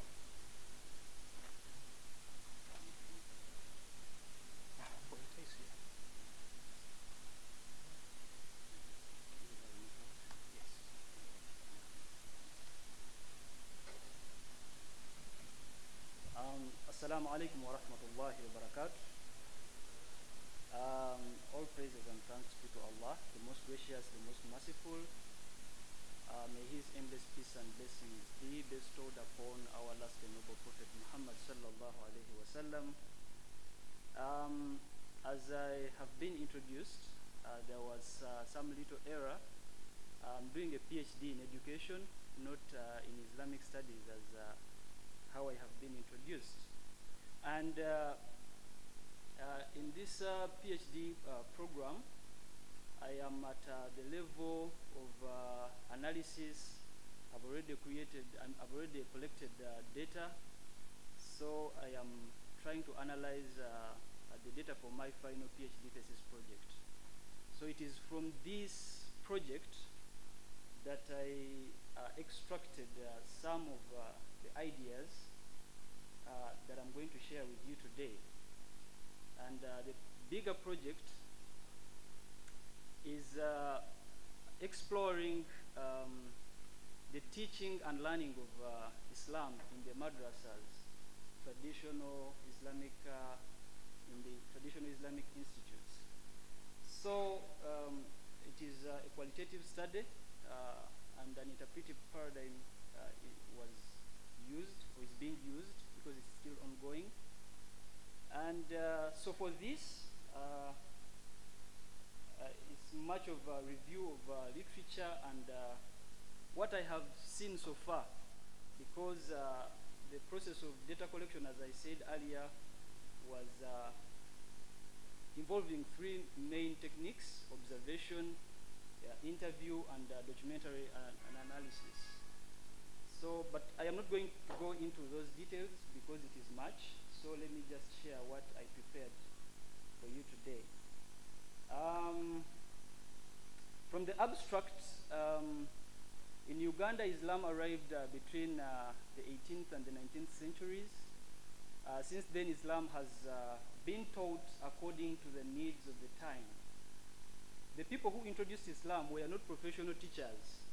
These were traders, and they had come to trade, but they thought that teaching Islam was important and conducting dawah. So this is how Islam entered in Uganda. So the first time Islam is being taught in Uganda is not by professionals. So they had a traditional way in which they were delivering the content. So since then, Islam has been taught traditionally using teacher-centered techniques, rote learning, blind following, memorization, rigid curriculum. And up to now, as we are going to discuss, in my observation, it's just that there are some research ethical issues. I could not take pictures, but I observed that the corporal punishments are still evident in some of these madrasas in Uganda. Like for instance, I saw a student being laid down on the floor and heavy stones placed behind his back.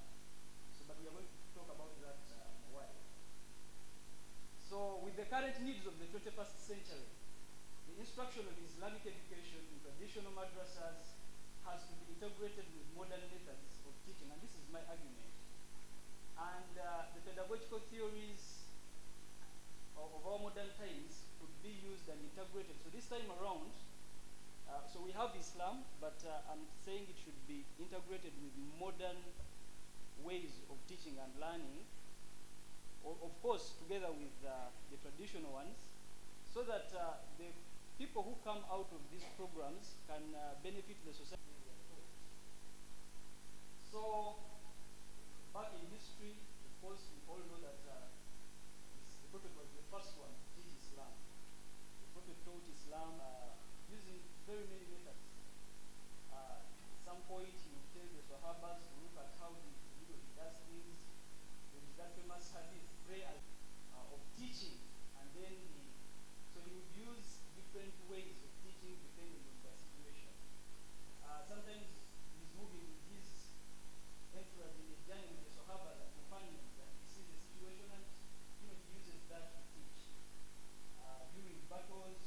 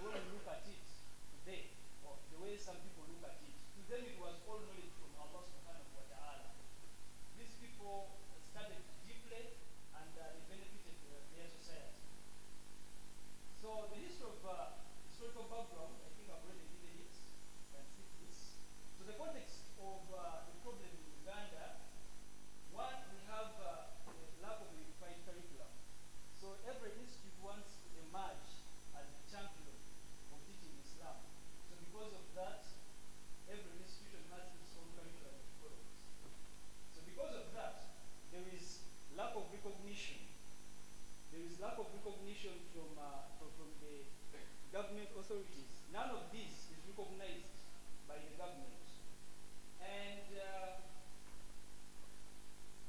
So the papers cannot be used to upgrade for any further studies in the government institutions.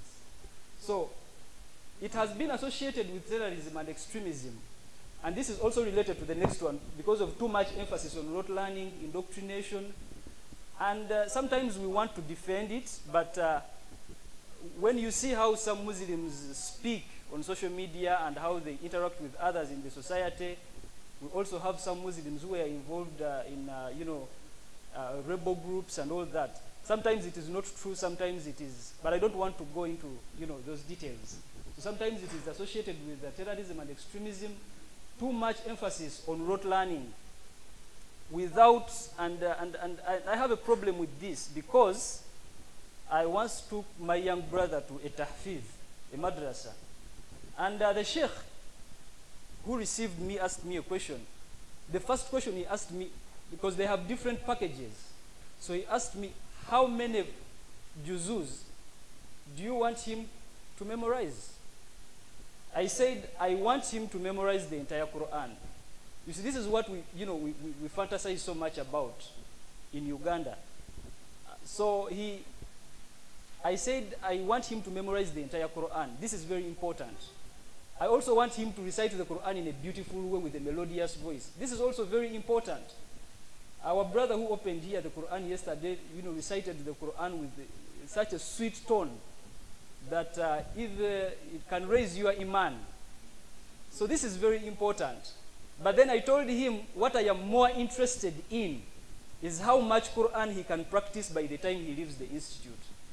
What he can memorize is important, and I love that, but my target is how much Quran he can practice by the time he leaves the institute. So that the emphasis is not just on memorization. So the teacher-centered methods, you cannot question a teacher. So we still have these rigid methods. Once the teacher enters the class, you know that concept of tabula rasa. This has ceased to exist. The learners today, given the current trends in technology, they know so many things. So by the time they come to class, this assumption that this is a blank slate, they know nothing, is not applicable. So there are teacher-centered methods of instruction, breeding blind following and lack of creativity among the learners. So harsh punishments, I think I've mentioned that.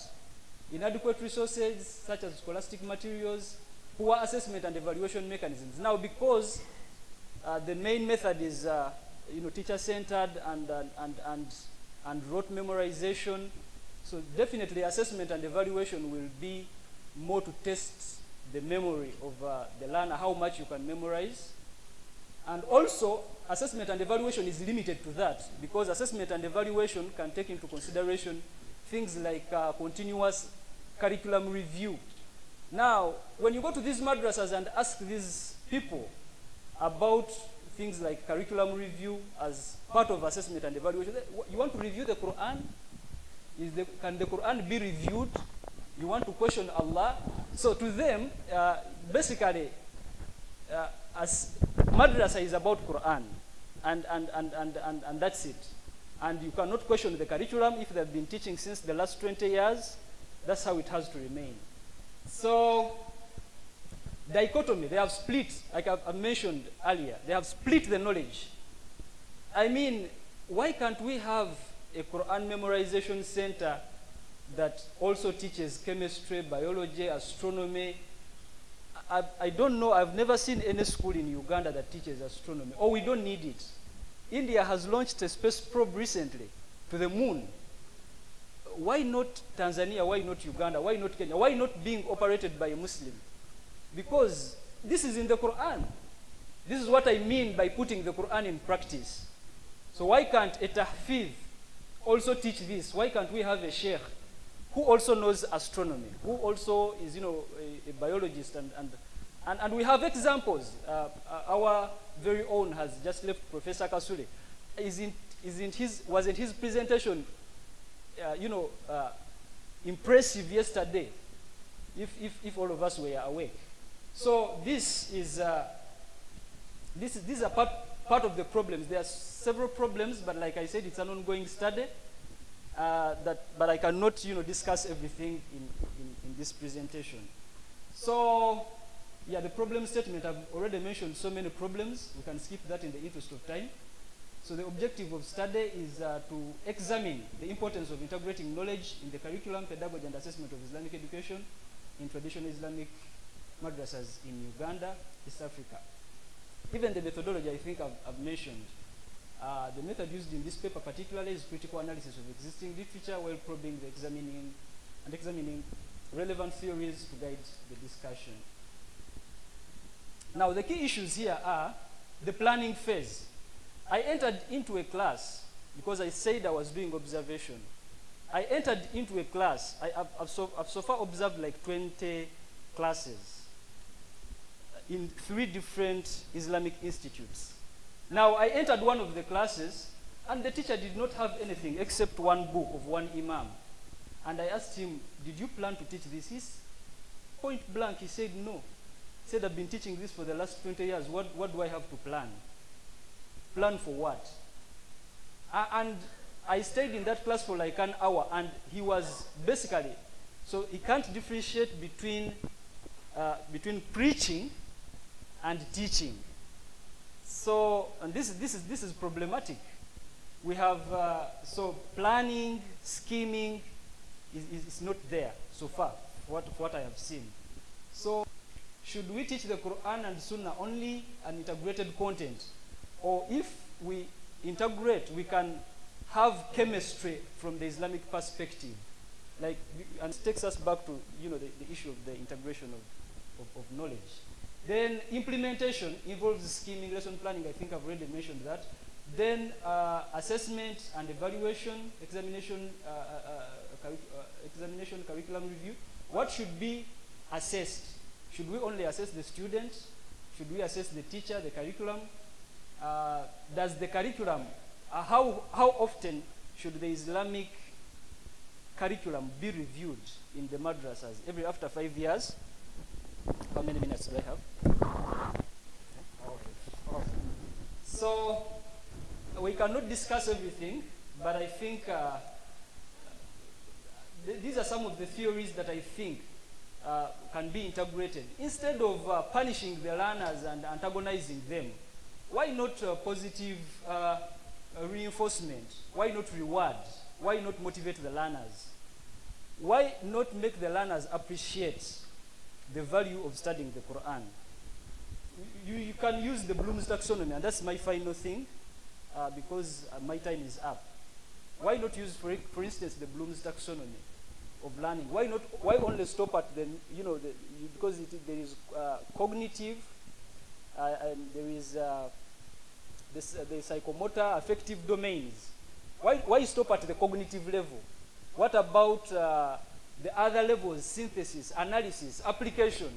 How can we have that while we are teaching Islam in the madrasas? So this is the integration I'm talking about.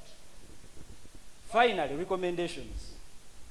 Unify the curriculum of Islam in madrasa, integrate the curriculum with contemporary trends in education, encourage learner-centered methods, project-based learning, engage learners in community activities. You are teaching Mi'rath to learners, and you are the one talking. Why not send them to the Qadhi? Why not bring a scenario and give it to the learners so that they can put it in practice? You are teaching them zakah theoretically, but there are people giving zakah in the masjid. You are training leaders, send them to the masjid, let them come up with reports. There are several methods you can use to teach Islam. And harsh punishment, I think I've mentioned that. Integrate ICT, revive integration of sciences in Islam, such as biology, chemistry, and then continuous curriculum review. That's all I had. Assalamu alaikum. Thank you very much. Wa alaikum assalam wa rahmatullahi wa barakatuh. Madam Beatrice Katimwa Kere from Uma University. You are welcome.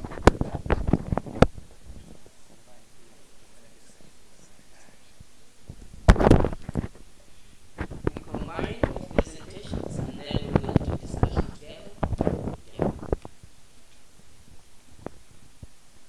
Beatrice Katimua Kerei holds a Master of Education in Administration and Planning, and she's here with us to present on the relationship between students' perception of class retention and self-esteem in Meru County, Kenya. Madam, we have 15 minutes for presentation. We'll appreciate it more if you use less than 15 minutes. You are welcome.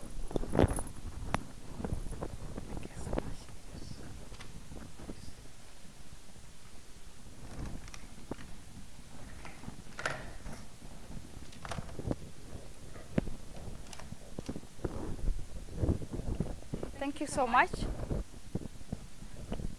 I am a teacher by profession, and so by now I suppose my audience and my class is a bit tired for listening, is it? So can I kindly request that we all stand? Kindly. So just stretch a bit.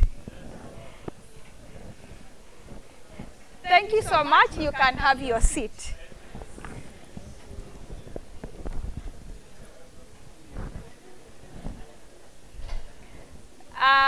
As already said, my name is Beatrice Katimua Kerei. I'm from the School of Education, Uma University, and together with my seniors, Dr. Robert Mburunga and Joseph Mwai, I want to represent them here because they were held up with other equally noble tasks as this.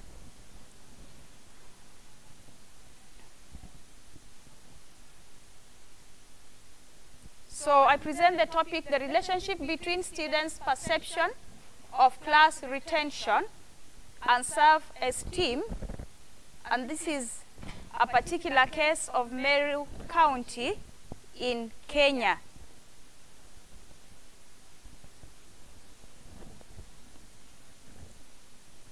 Next slide. Oh, it's me to do that. Thank you. Retention is basically the practice of not promoting students up a grade level in a school. Where I come from, and those of us who are past the midlife crisis age, when we were in primary schools, we would have somebody asked to repeat a class if you didn't meet some criteria. And so that is what we call retention from this perspective. And this was based on the belief that the learner or the child would learn more academically by repeating a grade. So the student's perception, these are basically the thoughts and the beliefs, the feelings about a person, situations, and the events. So in class retention is a common intervention strategy that was used by many educators to deal with the students who failed to meet the minimum standards on academic achievement. And this way students perceive the whole practice of retention as being found to impact their self-esteem, either positively or negatively. And this topic then formed the basis of a big debate, and thus the discussion today. So the aim is basically to find out if there is any significant relationship between the way students perceive the class retention and their self-esteem. The study employed the correlation research design. Quantitative data was collected.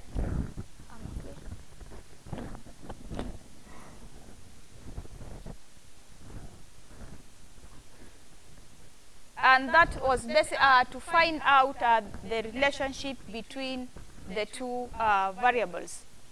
Cluster sampling was used to select the schools, while the simple random sampling was used to select the 28 schools in Meru County. So the t-test and the Pearson product moments correlation coefficients were used to test the relationship between the students' perception and their self-esteem. There's a problem.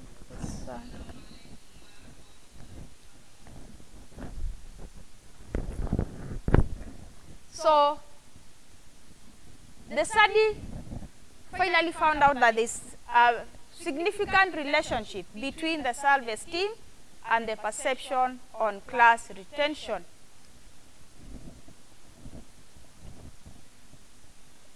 Kenya, there is need for quality education, and it has been a very major concern, and the government, through the Basic Education Act of 2012, set out some guidelines that there was no child in Kenya that was going to be held back in any class.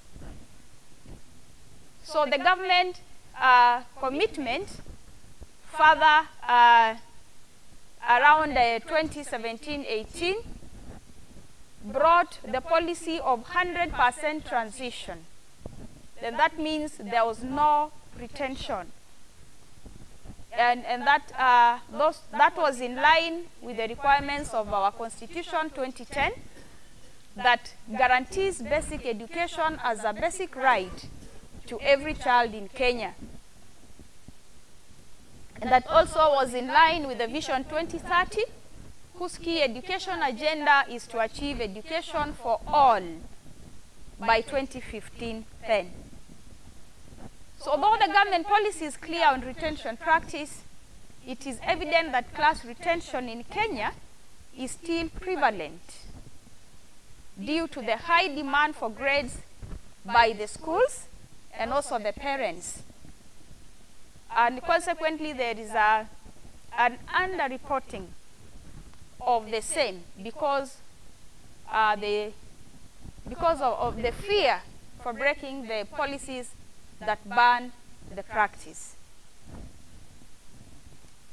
So parents put a lot of pressure on their children, and in that case, if you not meet the criteria that they set as a family, then the child is requested. The parents and the school, that is the teachers, they collude, and the child is convinced to be retained or to repeat a grade so that they can improve on their performance. So some of our research findings found out that students perceived class retention negatively.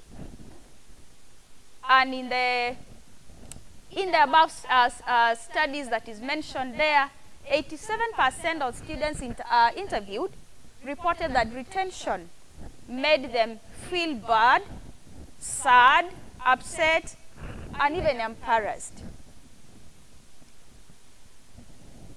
So the main objective here is to find out whether there is any relationship between the students' perception of their class retention and their self-esteem, and also to find out the extent to which the students' perception of retention affected their self-esteem. So the research adopted a correlation research design, and also a sample that was done of 33 Form 4 students in public secondary schools was drawn from 28 schools. And the 28 schools were sampled using the random technique. So main research instrument was the questionnaires, and a modified Rosenberg scale for self-esteem was included as well in the questionnaire to measure the students' self-esteem. And the internal consistency was estimated using the Crunchback coefficient alpha. So the research findings that the relationship between the students' perception of retention and self-esteem, students' perception was the independent variable here, that was measured using a 4-point Likert scale with the 14 statements that the representatives were to indicate their level of agreement. And the student self-esteem was also the dependent variable that was measuring using the modified Rosenberg self-esteem scale. And 9 items were provided to the students where they were required to indicate their level of agreement or disagreement. So in that case, the retention perception scale, according to the research findings, that there was a high majority of the students, at 62.6%, had a positive perception towards class retention, while only 37% had a negative perception towards class retention. The self-esteem scale indicated that the 69% of the students had a high esteem and 24% had a low self-esteem, while only 6.9% had a very high self-esteem.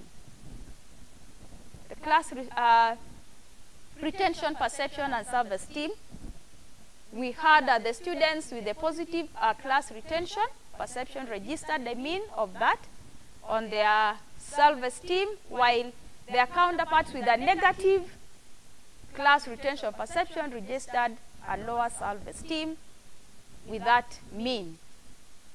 So the results finally indicated that there was a positive correlation between the students' self-esteem and the perception on class retention. So the results that the study suggested as a significant relationship between students' class retention and self-esteem. And the findings indicated that the students who had a positive perception of class retention registered a high level of self-esteem. And so the findings further indicated that the students with a positive perception developed a high self-esteem.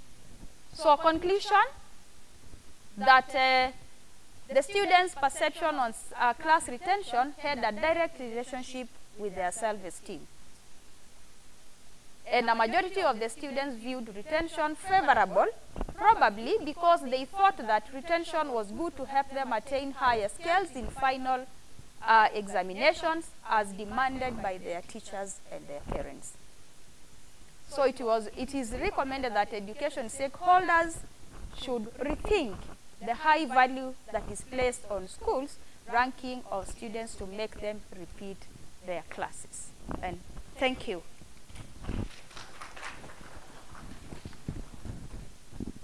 MashaAllah. Thank you very much.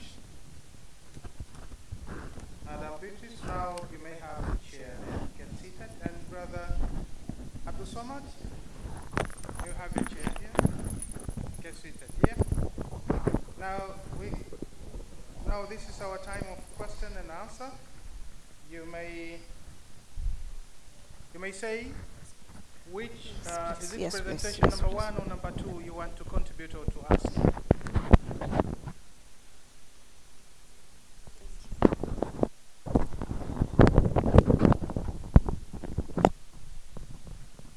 Okay, we start here. Ghost praise. Assalamu alaikum wa rahmatullahi wa barakatuh. I would like to ask the question to my brother Abu Samad. He was trying to speak about the issue of curriculum. There is an issue which he raised there that most of our government institutions are not recognizing our curriculums, which is very true. Now I would like to ask, what can we do as Muslims so that we can come up with curriculums which are satisfactory to our government institutions so that they can allow integration of knowledge comfortably? Because currently in most of our institutions, especially Thank you. I think the question is there already. Thank you very much. Asante sana.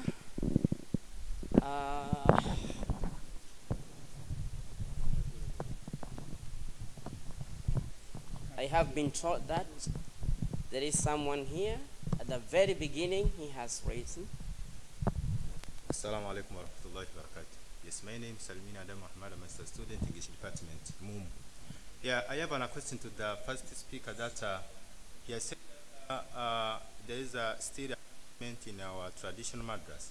So do you think there is a relationship between those punishments being given by those teachers and the skills which are expected to be received by the learners? Thank you. Thank you. Okay, now I have seen a hand of Brother Kitota, but Brother Kitota, please, could you take a seat there? Because I see we have some more questions to you relating to your presentation. So it's better to go there. Anybody here, females? Okay.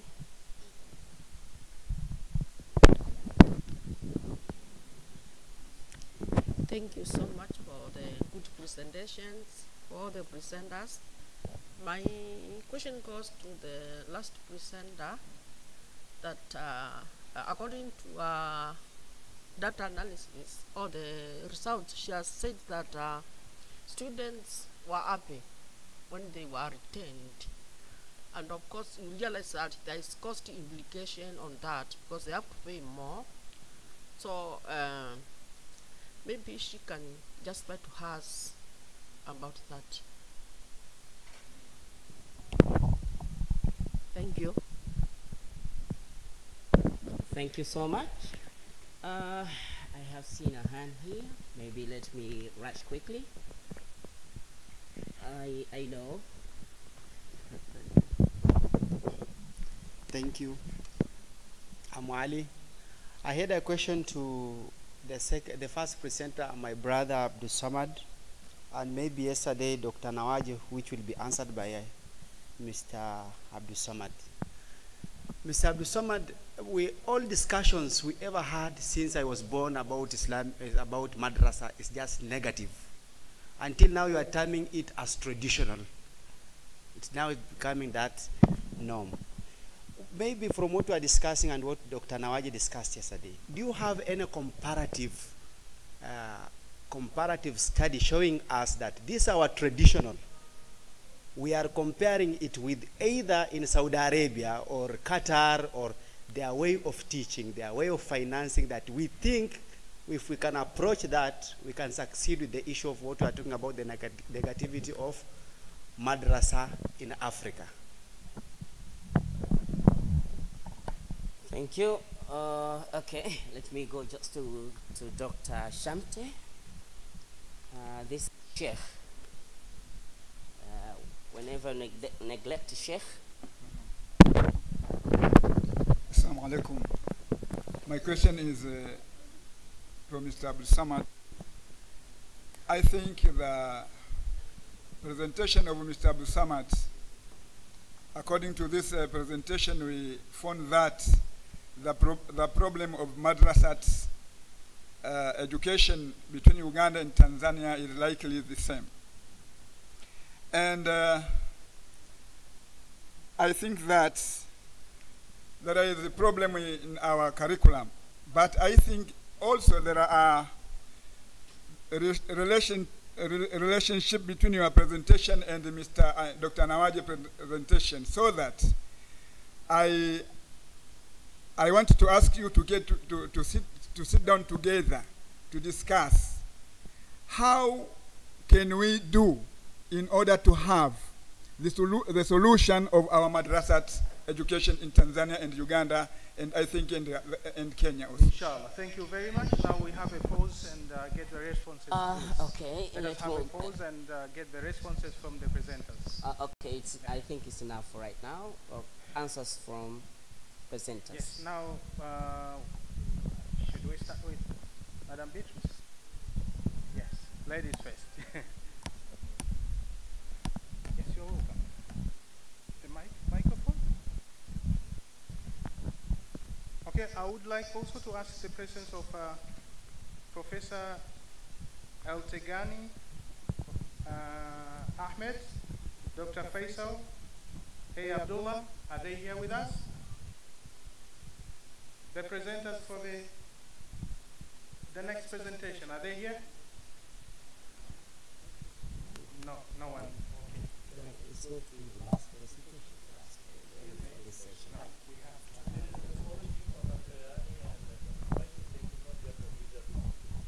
Ah, okay, okay. Thank you very much. Madam British?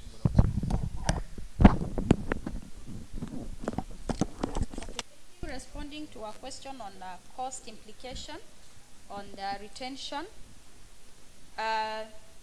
the students may not feel the cost of the cost implication because they're not the ones that pay the school fees, it's the parents, and the students are already convinced by the parents and the teachers on the importance of retention and how it's going to be more beneficial to them. So in this case, that's why they take it so positively, and in some instances, take it very positively and appreciate it as a positive endeavor.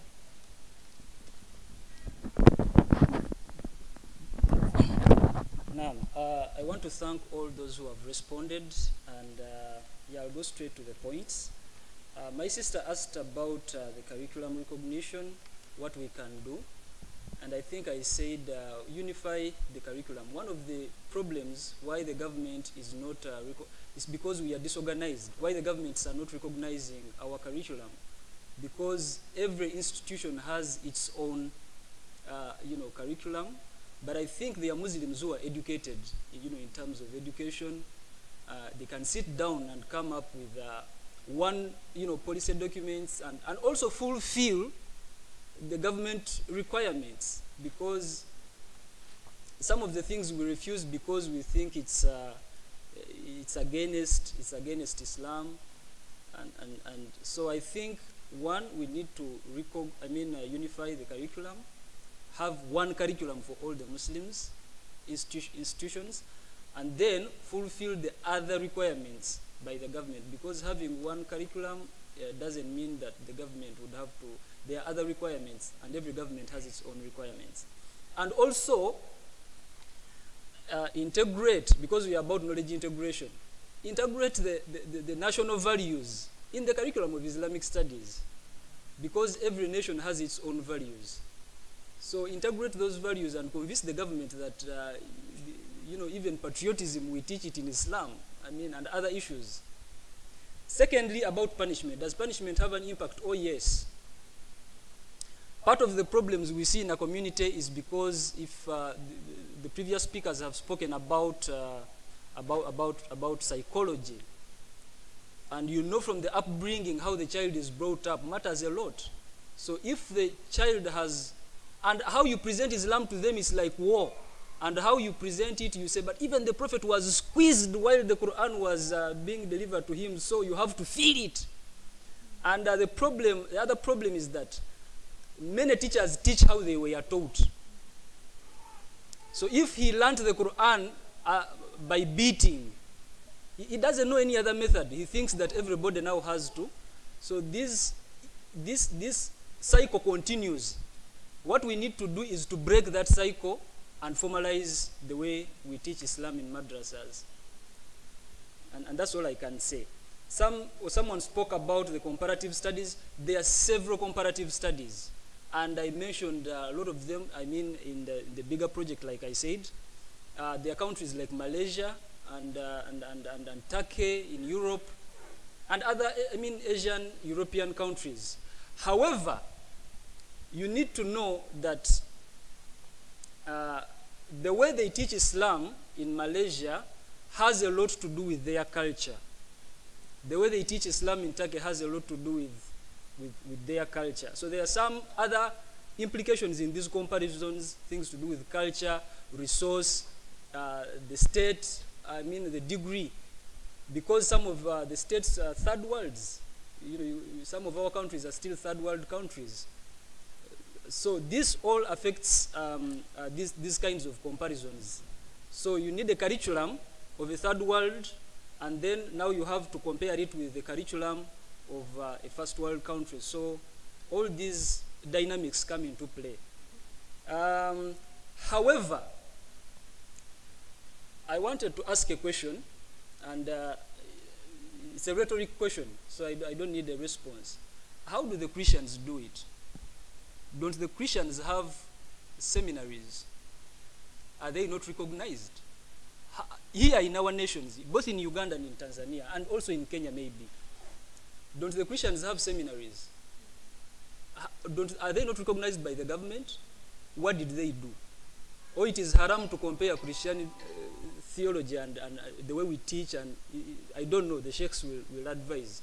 But I believe we could also ask how they got the recognition and how they've managed to succeed. And then we do our own thing. And then two voices on collaborating with Dr. Nawaje. I am humbled and will be much I'm appreciative and I'm humbled to work with Dr. Nawaje and others in bringing this dream into a reality. Thank you so much. Thank you very much. Now, Mr. Kitota, can you please wait for us for the last session? We'll combine all the presentation, then if there's anything to add, you will add there. Okay, we have 2 more presentations. Yeah. Okay. Thank you so much all.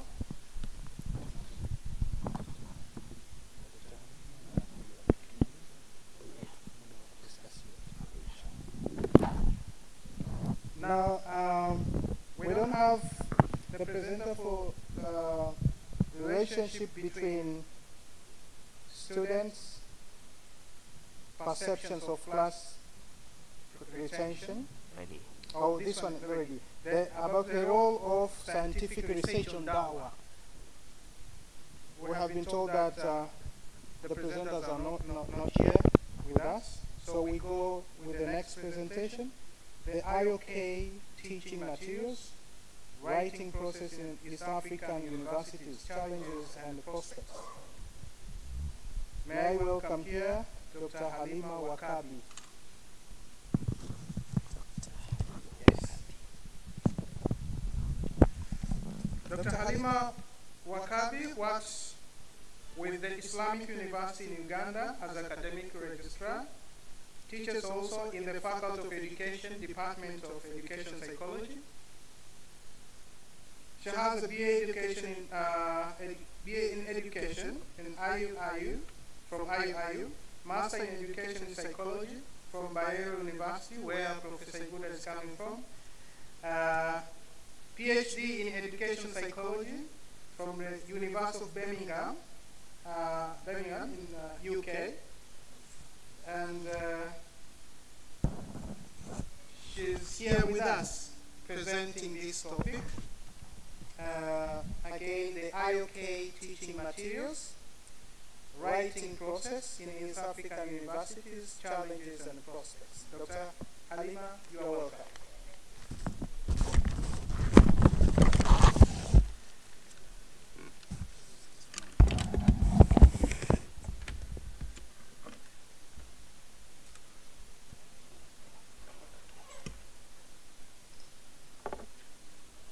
أعوذ بالله من الشيطان الرجيم بسم الله الرحمن الرحيم الحمد لله رب العالمين والصلاة والسلام على رسول الله صلى الله عليه وسلم. We thank Allah subhanahu wa ta'ala who has enabled us to have this conference. We pray that the agenda that we are on, inshallah, put barakah in it and also make us successful. So I'll be looking at integration of knowledge, focusing on teaching materials and the writing process in East African universities, looking at what the challenges are and maybe also recognizing or drawing out the prospects that we can strive.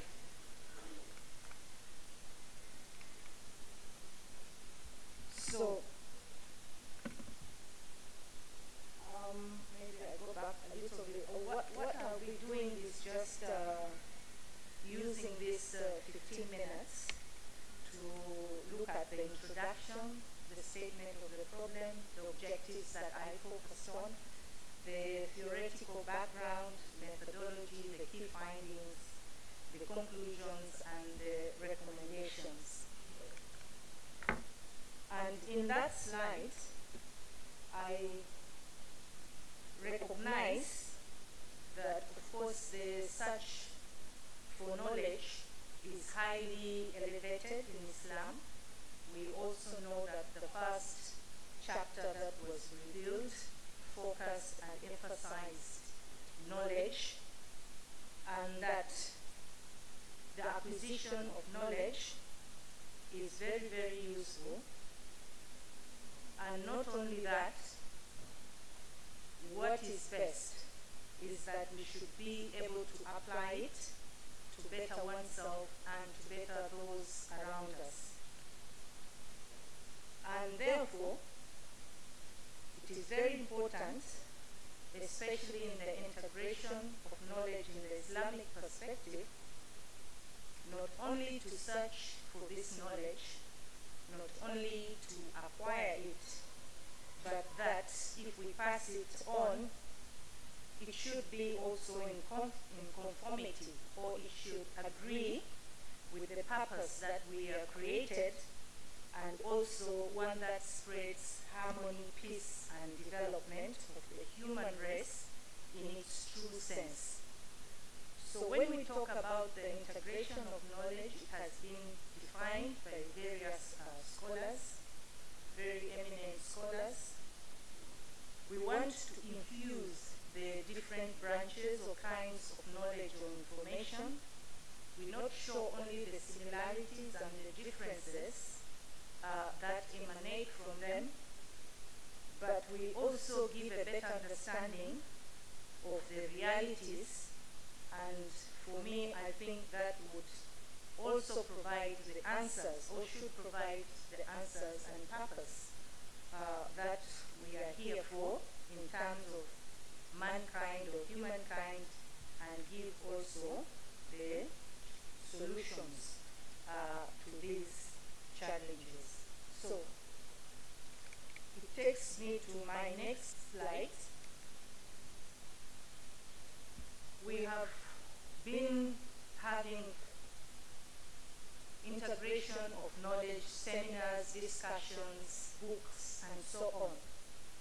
And we know, and it has been propagated, documented, and articulated, that the Muslim teachers, among others, and scholars, need to question the knowledge, especially my focus is on the social sciences, and look critically how we can incorporate the Islamic concepts and teachings, showing not only the side of the Islamic knowledge, but how it contradicts or is contradicted by the other information, and how it can provide solutions to the problem of the now and the hereafter. And I think that basically summarizes the very essence or the ontological, epistemological position. So, we know that we need to change and to recast these worldviews, these other contemporary worldviews, and who best can do that if not the scholars and the teachers, especially those that are in institutions of higher learning. For me, the statement is that if we leave the situation, if we don't respond to this call, then the very essence of the existence of our universities as Islamic or Muslim universities is highly questionable. So, one of the critical questions that I wanted to look at or tease out is, what is the trend and the volumes of such materials, including pamphlets that we are using and handouts to our students, the books, the articles we refer them to, and so on. Have we risen to this call? and what are the other chemical reactives or reagents that we need to catalyze? What are the challenges and what do we need to catalyze these vigorous writings in IOK? We have seen from the previous presentations that there's quite a lot going on, especially in the other parts of the world. And our question is, what are we doing in the East African region in this aspect?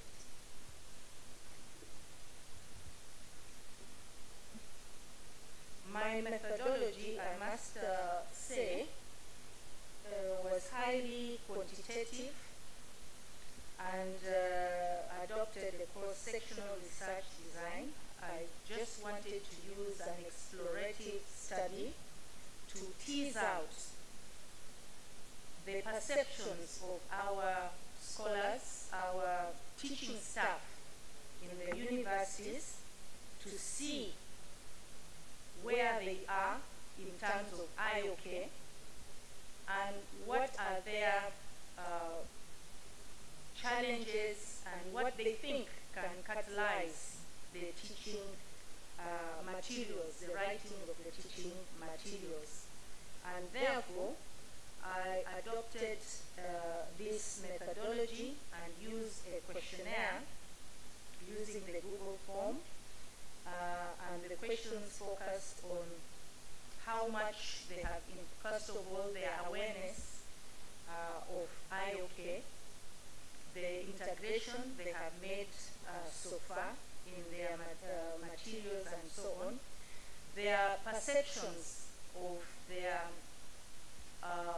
understanding and what they feel is their expertise, both in their areas of the social sciences, but also in the areas of integration, especially looking at the Islamic concepts that relate to their areas of expertise.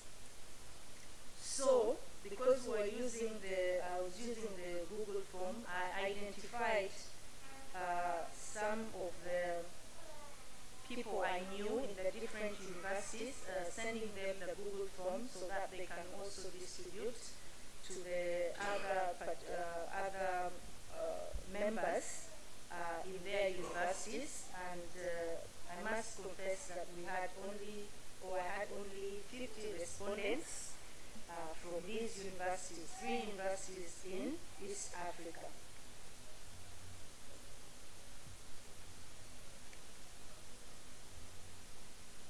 As I was going through the literature, I thought that this theoretical framework was quite, for me it was quite inspiring, if I may put it that way, because it has been argued that the identifiers of scientific, cultural, and civilizational progress of a society is marked by the ability of that society to have think tanks. And that these think tanks can identify the needs of an entity, the challenges, and provide paths on how, when, why, and what should be done, and especially at a particular time. And they have identified such think tanks, or they can be referred very simply even as institutes, research centers, laboratories, and so on. So, I found that fascinating because for a long time, 3 decades I think or more, we have been looking at IOK and how universities can rise up to this goal, and whether this theoretical framework for me was good, because I felt that maybe if we use this theoretical framework, it can give us answers and strategies that call for intensive writing of the teaching materials, especially in our quest for integration of knowledge. And I'll not go through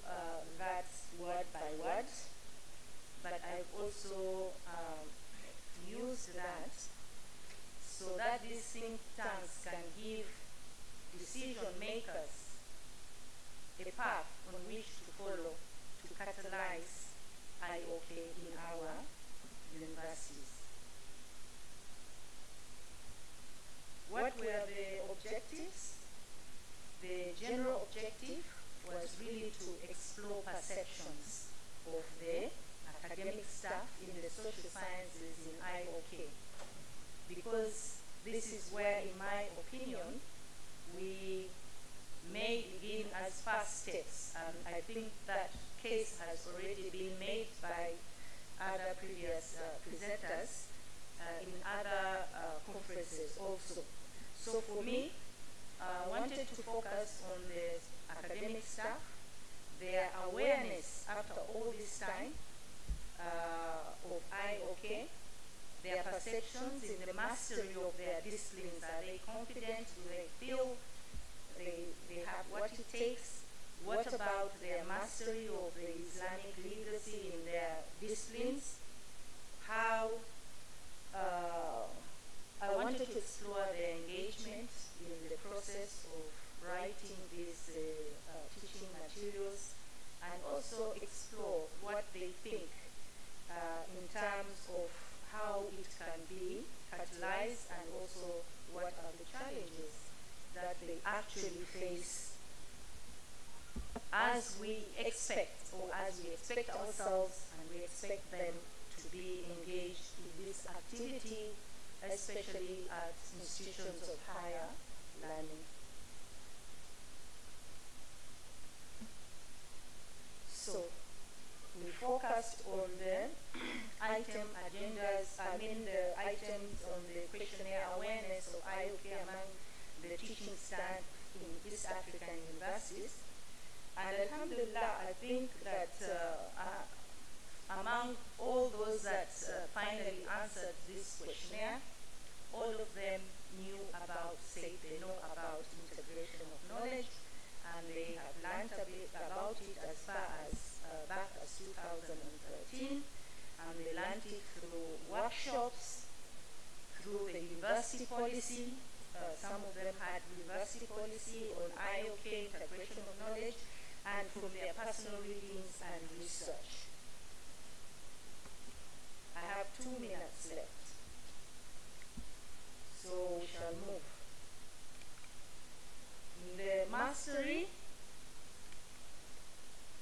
so that was awareness. Many of them, we can share this later, but many of them, or a good number of them, place themselves as very high in their mastery of the social sciences, and also what comes out of that data, or the findings, is that they were very interested in furthering themselves also in terms of their expertise in their fields. I'll go a bit faster because of time. Relevance and mastery in IOK. The findings here are a little bit lower, as you can see in the conclusion, that although most of them felt, or 50% of them felt that they have good command of the IOK in terms of mastery, they all were very perceptive that they wanted to write books, they wanted to write articles, they wanted to participate in the writing of materials, and also to publish articles. Strategies, they felt, 62% of them felt that the universities supported them, while a smaller section they felt there was no support from the universities. Most of them agreed that there was no strategy at faculty and departmental level to push the IOK agenda forward, and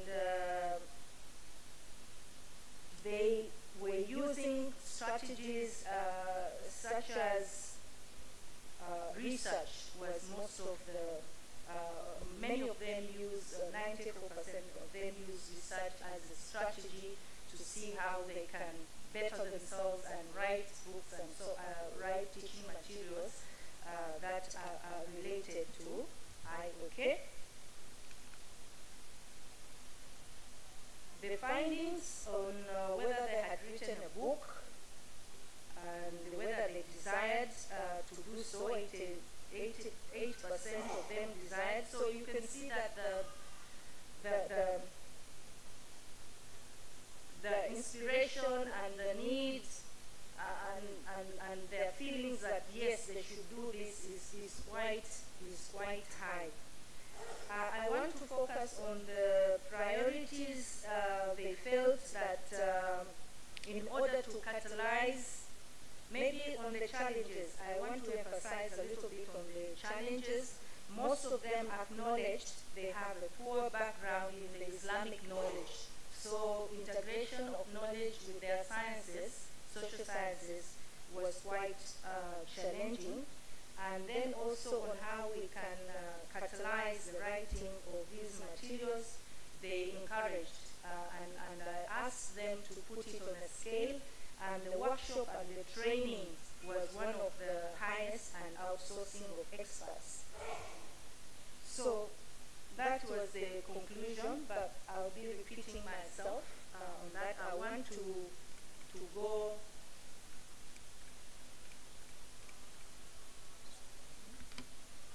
Can you move that to the recommendations, please? I'll make that my last slide. So,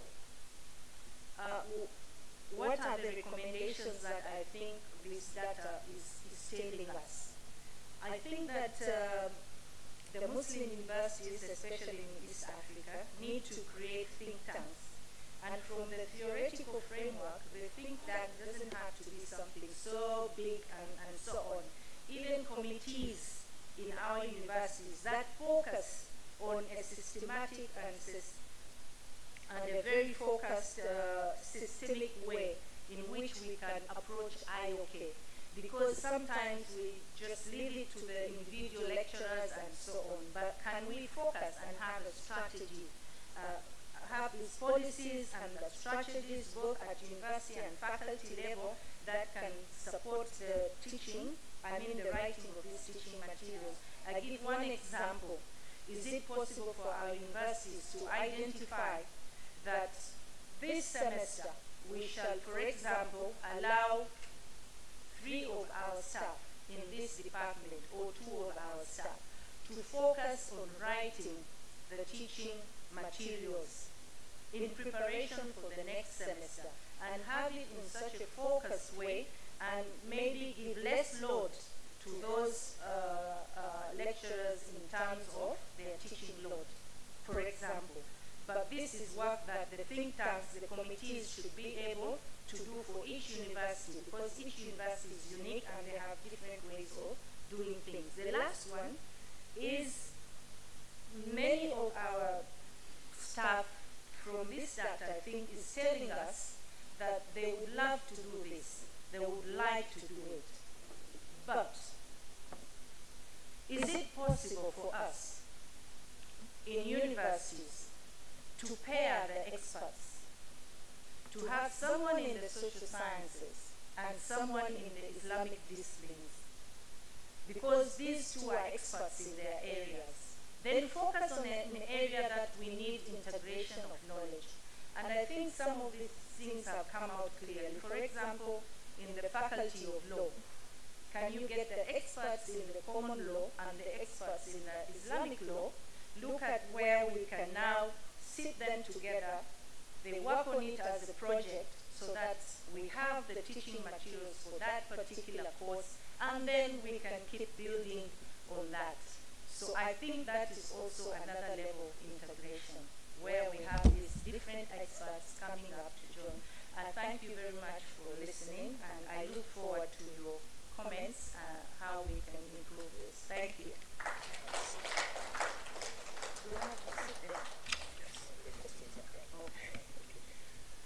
Thank you very much, Dr. Halima. Now, the time is running. Let us have straight 2 or 3 questions. 2.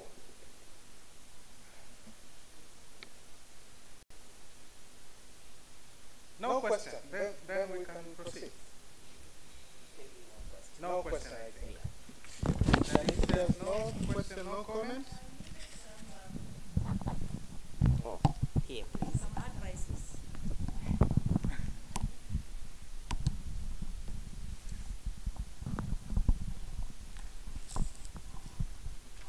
Assalamu alaikum wa rahmatullahi wa barakatuh. Wa alaikum salam. Dr. Halima, thank you very much for that wonderful presentation. You don't need advice. You are already there. Thank you very much. But as you know, we have been cooperating with IUIU, that is Islamic University in Uganda, where you are a staff, through Dr. Maimuna. She is our coordinator on the IOK program, and quite a bit of work has progressed there, alhamdulillah. I just want to share one or two issues related to the IOK program in East Africa. In Muslim University of Morogoro, through the able leadership of Professor Hamza Jozi, we are there, and we are encouraging all the staff with their discipline, whatever they are teaching, to come up and write something. Please write, because the writing is also becoming a program. It's a problem. The way the reading culture is dying out, and we keep on encouraging the staff members, those who are teaching, please write something. Do this writing. And we send it to IIIT, and we will, inshallah, go through it, and if it is worth it, we will publish it for you. That is our challenge. Number 3, for the past 3 years, we have been, what Dr. Halima raised, the challenges, and what is this IOK? For the past 3 years, there has been a research program undertaken by IIIT on systems approach to IOK and Islamic perspective. Alhamdulillah, after 3.5 years of research, the research is complete. And for your information, Professor Hamza has taken over to find somebody, educationists, who will develop a training manual for the people to follow through that research program. Once that is ready, it will be shared with everybody. Slowly but surely, we are on track. And up to now, I think more than 30 books in different disciplines, teaching material by the university, have been published by the IIIT, and we will continue, and we encourage all our brothers and sisters in any discipline they are, please send in your proposals, and we will inshallah see what we can do together. Thank you very much. Yes, please, sorry. Lastly, Professor Hamza has reminded me, we have a website. If somebody can wrote it, it is a very simple, IIIT-eastafrica.com. IIIT, all small words, -eastafrica.com. Go to the website, and all the books which have been published are there, and more information is available on that one. Thank you very much. Thank you very much, Dr. Slash. Thank you. Do you want to respond on what I was highlighted?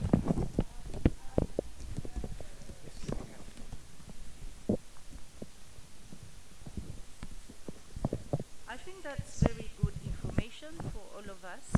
We've been discussing with Dr. Maimuna, and I know we had through our meeting yesterday about the research grants that are available, and I think we can go on those websites. I think many of us, I must confess, many of us don't have, all this information. So maybe we can use this forum as we go back. We can disseminate the information and set up this, mobilize our teaching staff, mobilize ourselves, so that inshallah by the next we go through some of the things that are available, but more importantly, we try and focus on the next conference and make sure that when we come back, we can report on the many things that have been done, especially our brother, Dr. Iguda. He has given us a very good example from the 2014, how much work he has done. So we can also do the same, use this to catalyze ourselves. It's a chemical ingredient now, and then we go back and we and try to focus on the next conference and the other conferences and so on and so forth, so that we can make that impact that we wish on the integration of knowledge. I thank you very much for listening, and I thank you for your contributions in that light. Thank you so much. We have one minute. Could you please just spend only 1 minute for question?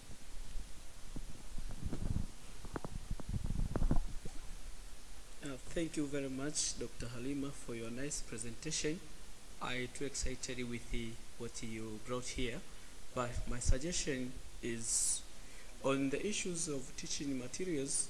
It seems to be a very debatable issue, especially for IOK in teaching processes. So my suggestion is maybe to look forward on the nature of the material to be more talkative. This will, we say you can make it to be talkative materials, like when somebody is learning through online, it can help those who are facilitators. Thank you very much for your contribution. Thank you very much.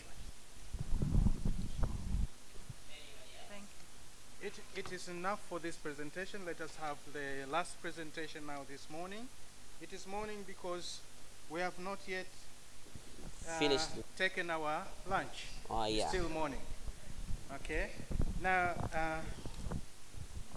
may I call Madam Stella Mingide Madete?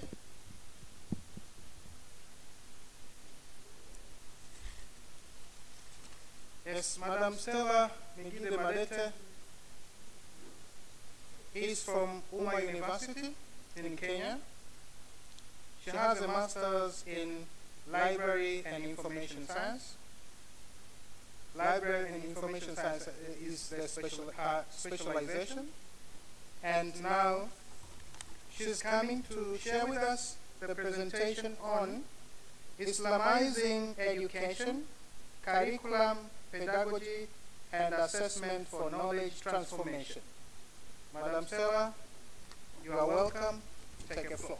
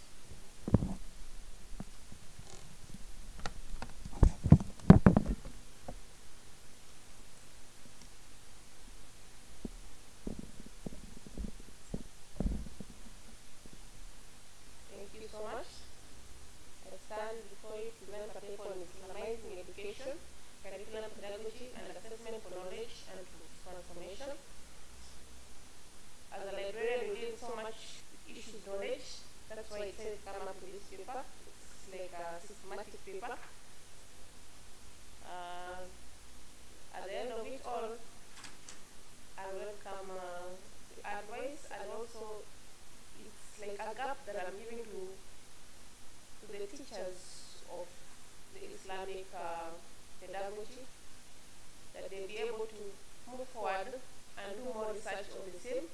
It's like a gap that I'm giving you, because it's an area that needs a lot of research.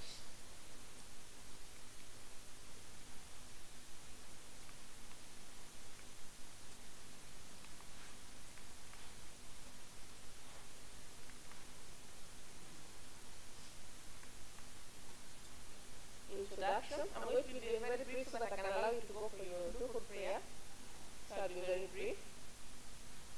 Islamic intellectual thought is an extensive and intricate subject that spans over a millennium, and it is as diverse as the global Muslim community itself. Since the time of Prophet Muhammad, peace be upon him, Islamic thought has continually evolved, encountering various challenges and undergoing many transformations, reflecting both interactions with other traditions and its internal debates. This is basically, you have the imams, then you have the intellectual thought. So a lot of debate is going on about the Islamization of education. By the 21st century, several significant trends have emerged in Islamic intellectual thought. In Islamic intellectual thought, as it pertains to education, has been evolving to address the contemporary needs of Muslim societies, while still maintains its foundational principles, because from since time immemorial, there are foundations that have stuck with the current Muslim society, that people don't want to evolve from that and embrace the modern society. One of the most visible trends in the arena revolves around curriculum development. So there is a renewed interest in integrating traditional Islamic sciences with modern disciplines and fostering a holistic approach to education. So most of the presenters that have gone before me have mentioned a lot on this area, like Dr. Maimuna, Dr. Halima have mentioned this. So I'll just be summative in the area. This blend of classical and contemporary seeks to produce individuals who are grounded in their faith and are also adept to navigating the challenges of the modern world. So equally transformative is the shift to pedagogy, whereby when the traditional roots learning approach which emphasize memorizing only remains valued, especially in religious studies, there is a growing emphasis on critical thinking, discussion-based learning, and experimental education, whereby you need to go practical in your teaching so that it can stick more to the students you're teaching. This reflects a broader global education trend that values the cultivation of analytic skills. Assessment in Islamic education settings is also undergoing a major revision. So instead of predominantly summative evaluations, whereby you evaluate your students at the end of the semester or term and ensure that students don't just memorize the information, but internalize and apply their knowledge meaningfully. Because now, as you teach and emphasize and assess them continually, you are able to understand them and know what they are missing, their weaknesses and their strengths in the area of where they are. All these strengths, however, are not without their challenges. Striking a balance between tradition and modernity, especially in diverse Muslim contexts, in varying cultural and socio-economic political backdrops, remains a complex endeavor. The potential works whereby producing a rounded, spiritually grounded, and intellectually robust individuals are immense, signaling a promising future of Islamic education. What are the objectives? One, to identify the core principles and values of Islamic ethology and integrate them into the various academic disciplines. Two, to develop a curriculum that harmonizes traditional Islamic sciences with contemporary fields of knowledge, ensuring relevance, applicability in today's global context. Three, to design teaching methodologies that embody Islamic pedagogical principles, emphasizing ethics, reflection, and action. Four, to develop assessment tools and strategies that are aligned with Islamic principles, emphasizing both the process and the outcome of learning. And five, to promote assessment that encourages reflection, self-improvement, continuous learning in line with Islamic emphasis, and lifelong pursuit for knowledge. You will give hunger to the students they want to explore more when they are learning. Methods have the quantitative methods which will examine primarily Islamic sources like the Quran and Hadith. Researchers can derive educational principles and values intrinsic to Islam. Then you have the case studies that allow closer look at the specific institutions or initiatives that have incorporated Islamic culture, curricula, or pedagogies.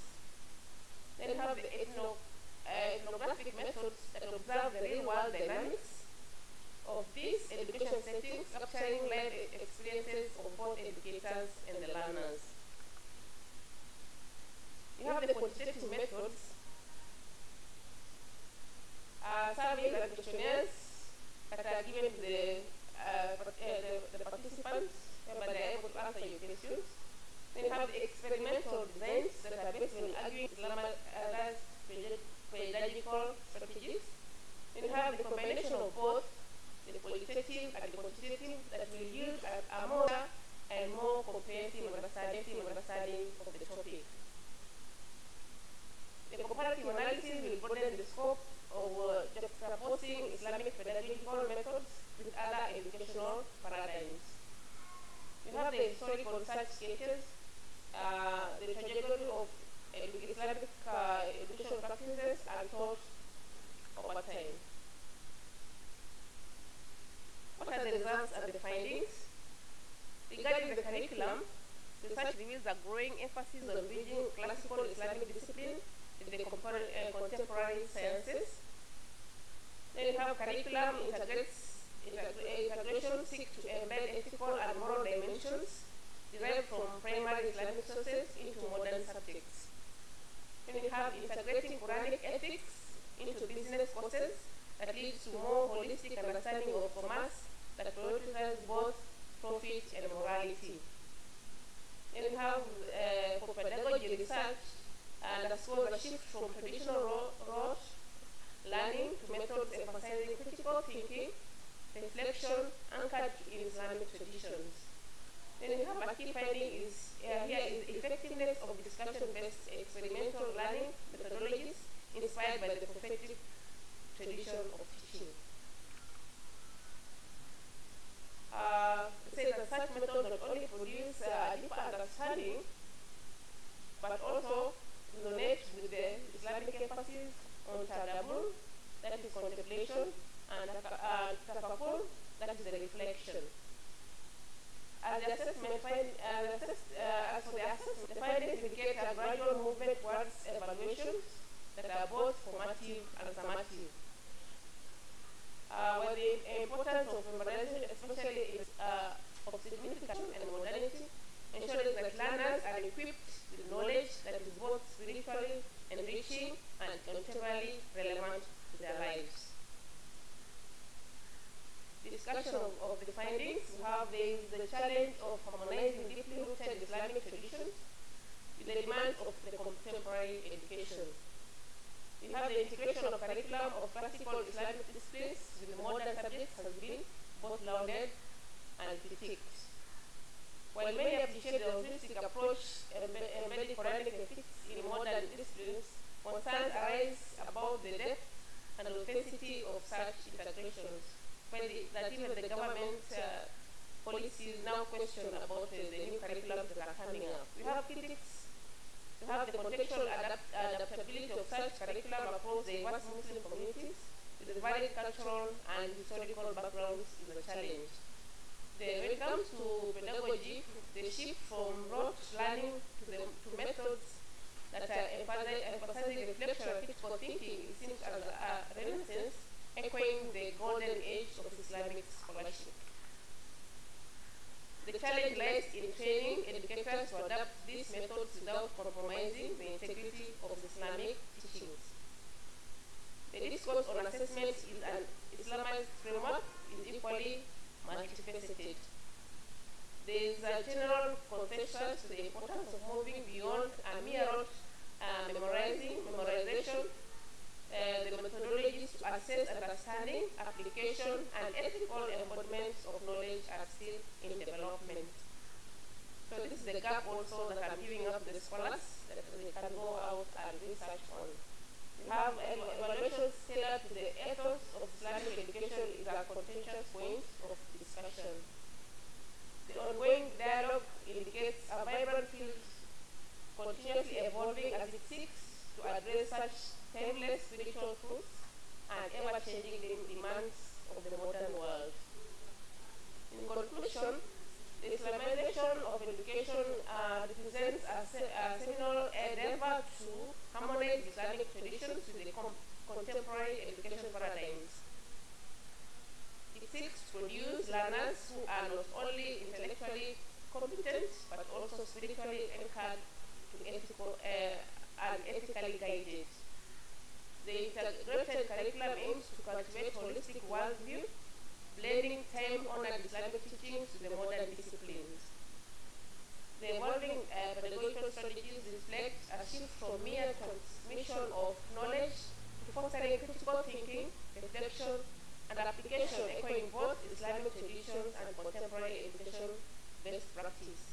Then, amid the challenges, it offers promising pathways infusing spiritual wisdom with academic rigor, and thus preparing individuals who can lead with both competence and conscience.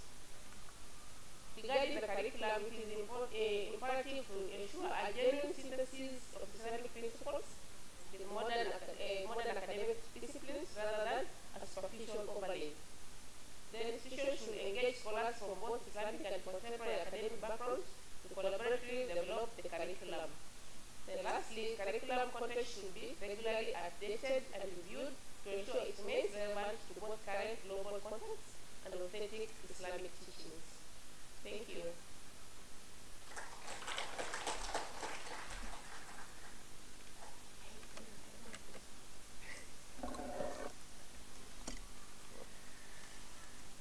MashaAllah. Thank you very much, Madam Stella. Now, I'm sorry, can you stand up just for a few seconds? Yes, I've been told here, I'm not a teacher by profession, but I'm teaching. Now, can we write I-O-K using our nose? I-O-K.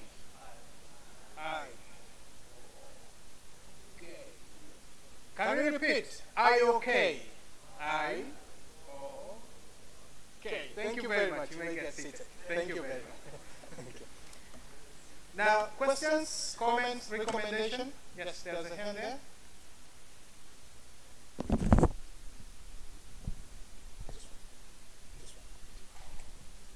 This one with very good battery. Any questions so far? Okay, let me start here.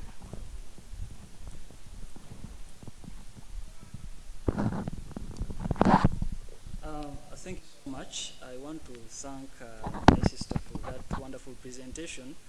Mine is not a question, it's just a comment on how interrelated our presentations are. And I want to applaud you for that wonderful presentation.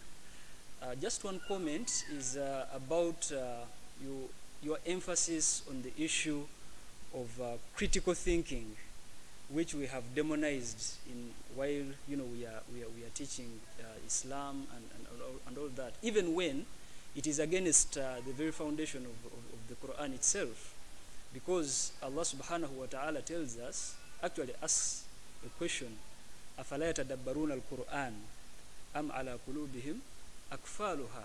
So don't they reflect, don't they ponder about the Quran? But the way we understand it is that when you begin to apply logic, it's like a crime. So I thank you so much for the presentation. Mine is not a question. Thank you. Thank you very much. There's a hand there. Okay.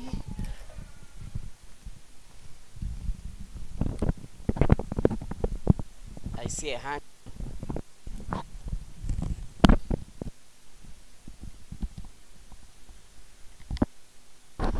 Thanks for the nice presentation, firstly.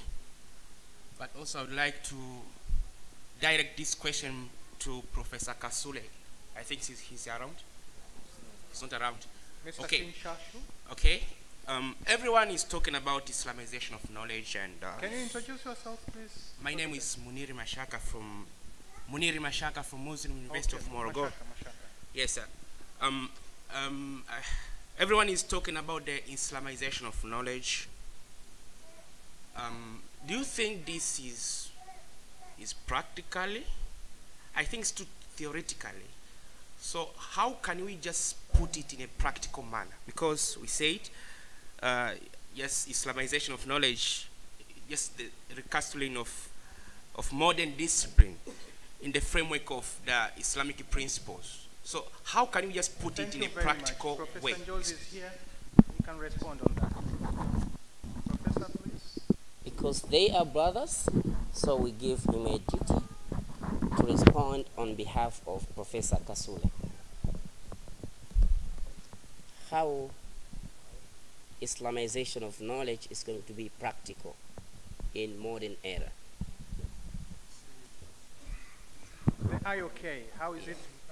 Can it be practical? Put it in practical, because it now seems very theoretical. The talks is something that is Assalamu alaikum wa rahmatullahi wa barakatuh. That's a very mischievous way of avoiding a question. But let me just say, in principle, the whole idea of integration of knowledge is based on two crises which are facing the Ummah, which have been facing the Ummah for the past 700 years. And this is, one is the crisis at the level of thought, and number two, crisis at the level of knowledge.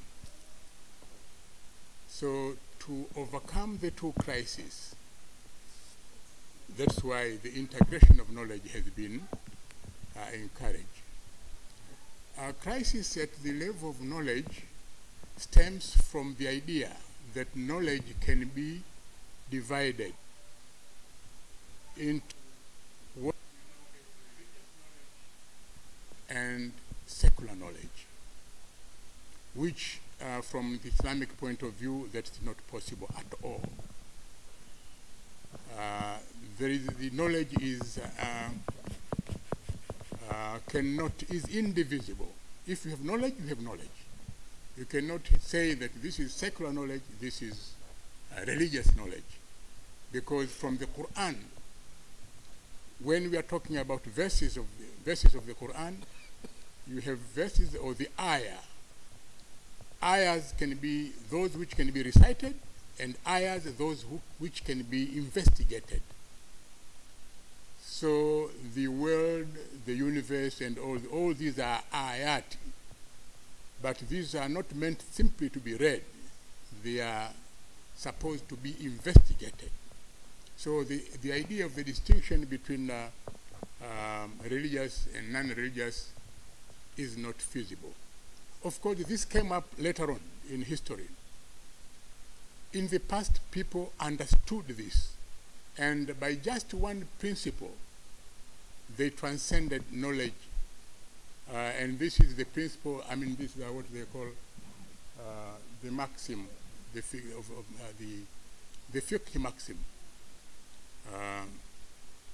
ما لا يتم الواجب إلا به فهو واجب.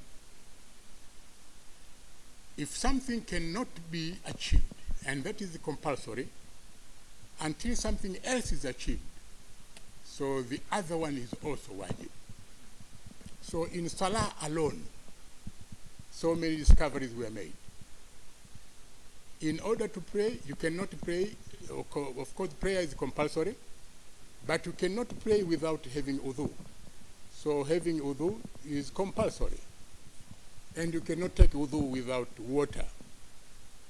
Tayammum is just something exceptional. So getting water is compulsory. There is no water around. But we know there is water deep under the earth. To get water from that area, that part of the earth is wajib. You cannot do that without knowledge. To get that knowledge is wajib. That knowledge is not available here. It's available in China. To go to China to get the knowledge is wajib. So through this kind of understanding, people made many revolutions in the area of water alone. And the Muslims were the first to warm water in Europe. Why? Because according to Islam, if you have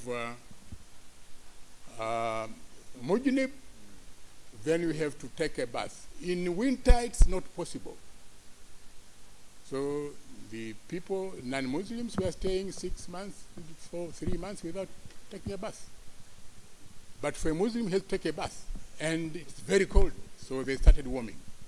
The same applies. You have to go to a direction to Qibla. You have to know geography. Where is the Qibla? Lillahi al-mashriq wal-maghrib. But that is an exception. So geography, but you cannot pray naked. So making clothes and industries and so on that's only one level of crisis of knowledge. But the other level is the crisis of thought. In this crisis, is the idea that what the Quran says, or what the first generations did, should be followed literally. Now that's part of the crisis. Because what you should follow is the timeless teachings of the Quran, not the actual application of a particular age. And herein lies your question. How can we integrate knowledge in practice? In practice means Muslims are supposed to think. They should not stop thinking in order to address the actual problem facing people during different phases and different geographical areas. Now, I don't want to make a presentation. The time is over. Let me end here by simply saying that, and this is in brief. Okay. Thank you very much, Prof. Now, I think the previous, from the previous... So his muqaddimah takes about 2 hours. Was just a comment, right? So do you have anything about that? Can you say anything? Is there any question? No question. Anyone else? Can you respond, madam, if you have anything to do? It's nothing. Then there's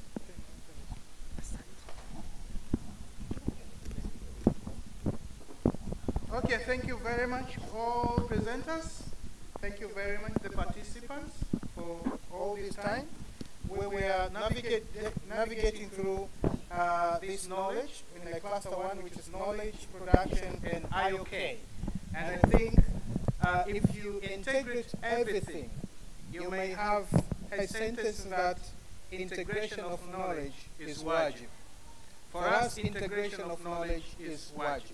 Thank you very much for your time.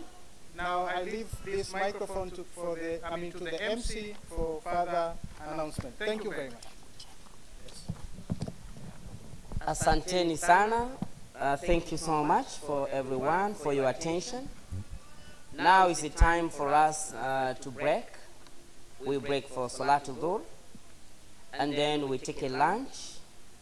The second session is going to start at 2 o'clock. This is going to be 14 hours p.m. And it's going to be cluster 2, Islamophobia. And the session chair is going to be Brother Samaha, inshallah.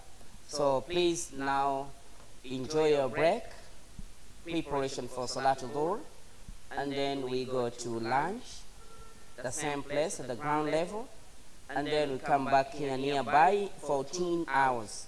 Thank you so much. We wish you all the best. Where do we pray? The same place we prayed yesterday,